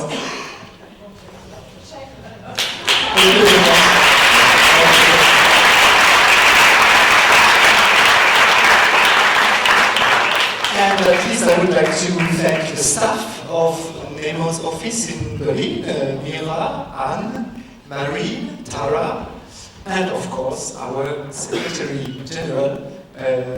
Where is our Secretary General? She's Julia, where are you? Oh! And I think do you have something in the paper? You don't know, that's for you. You deserve also.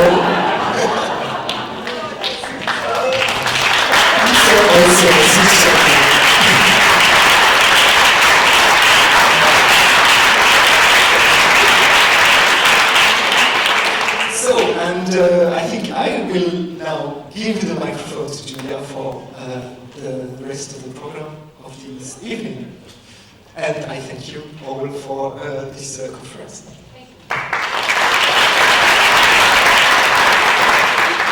So everybody, I'm very happy to be able to address you with practical information only. So the ones who want to go on the brewery tour. There are 2 brewery tours because we will be many.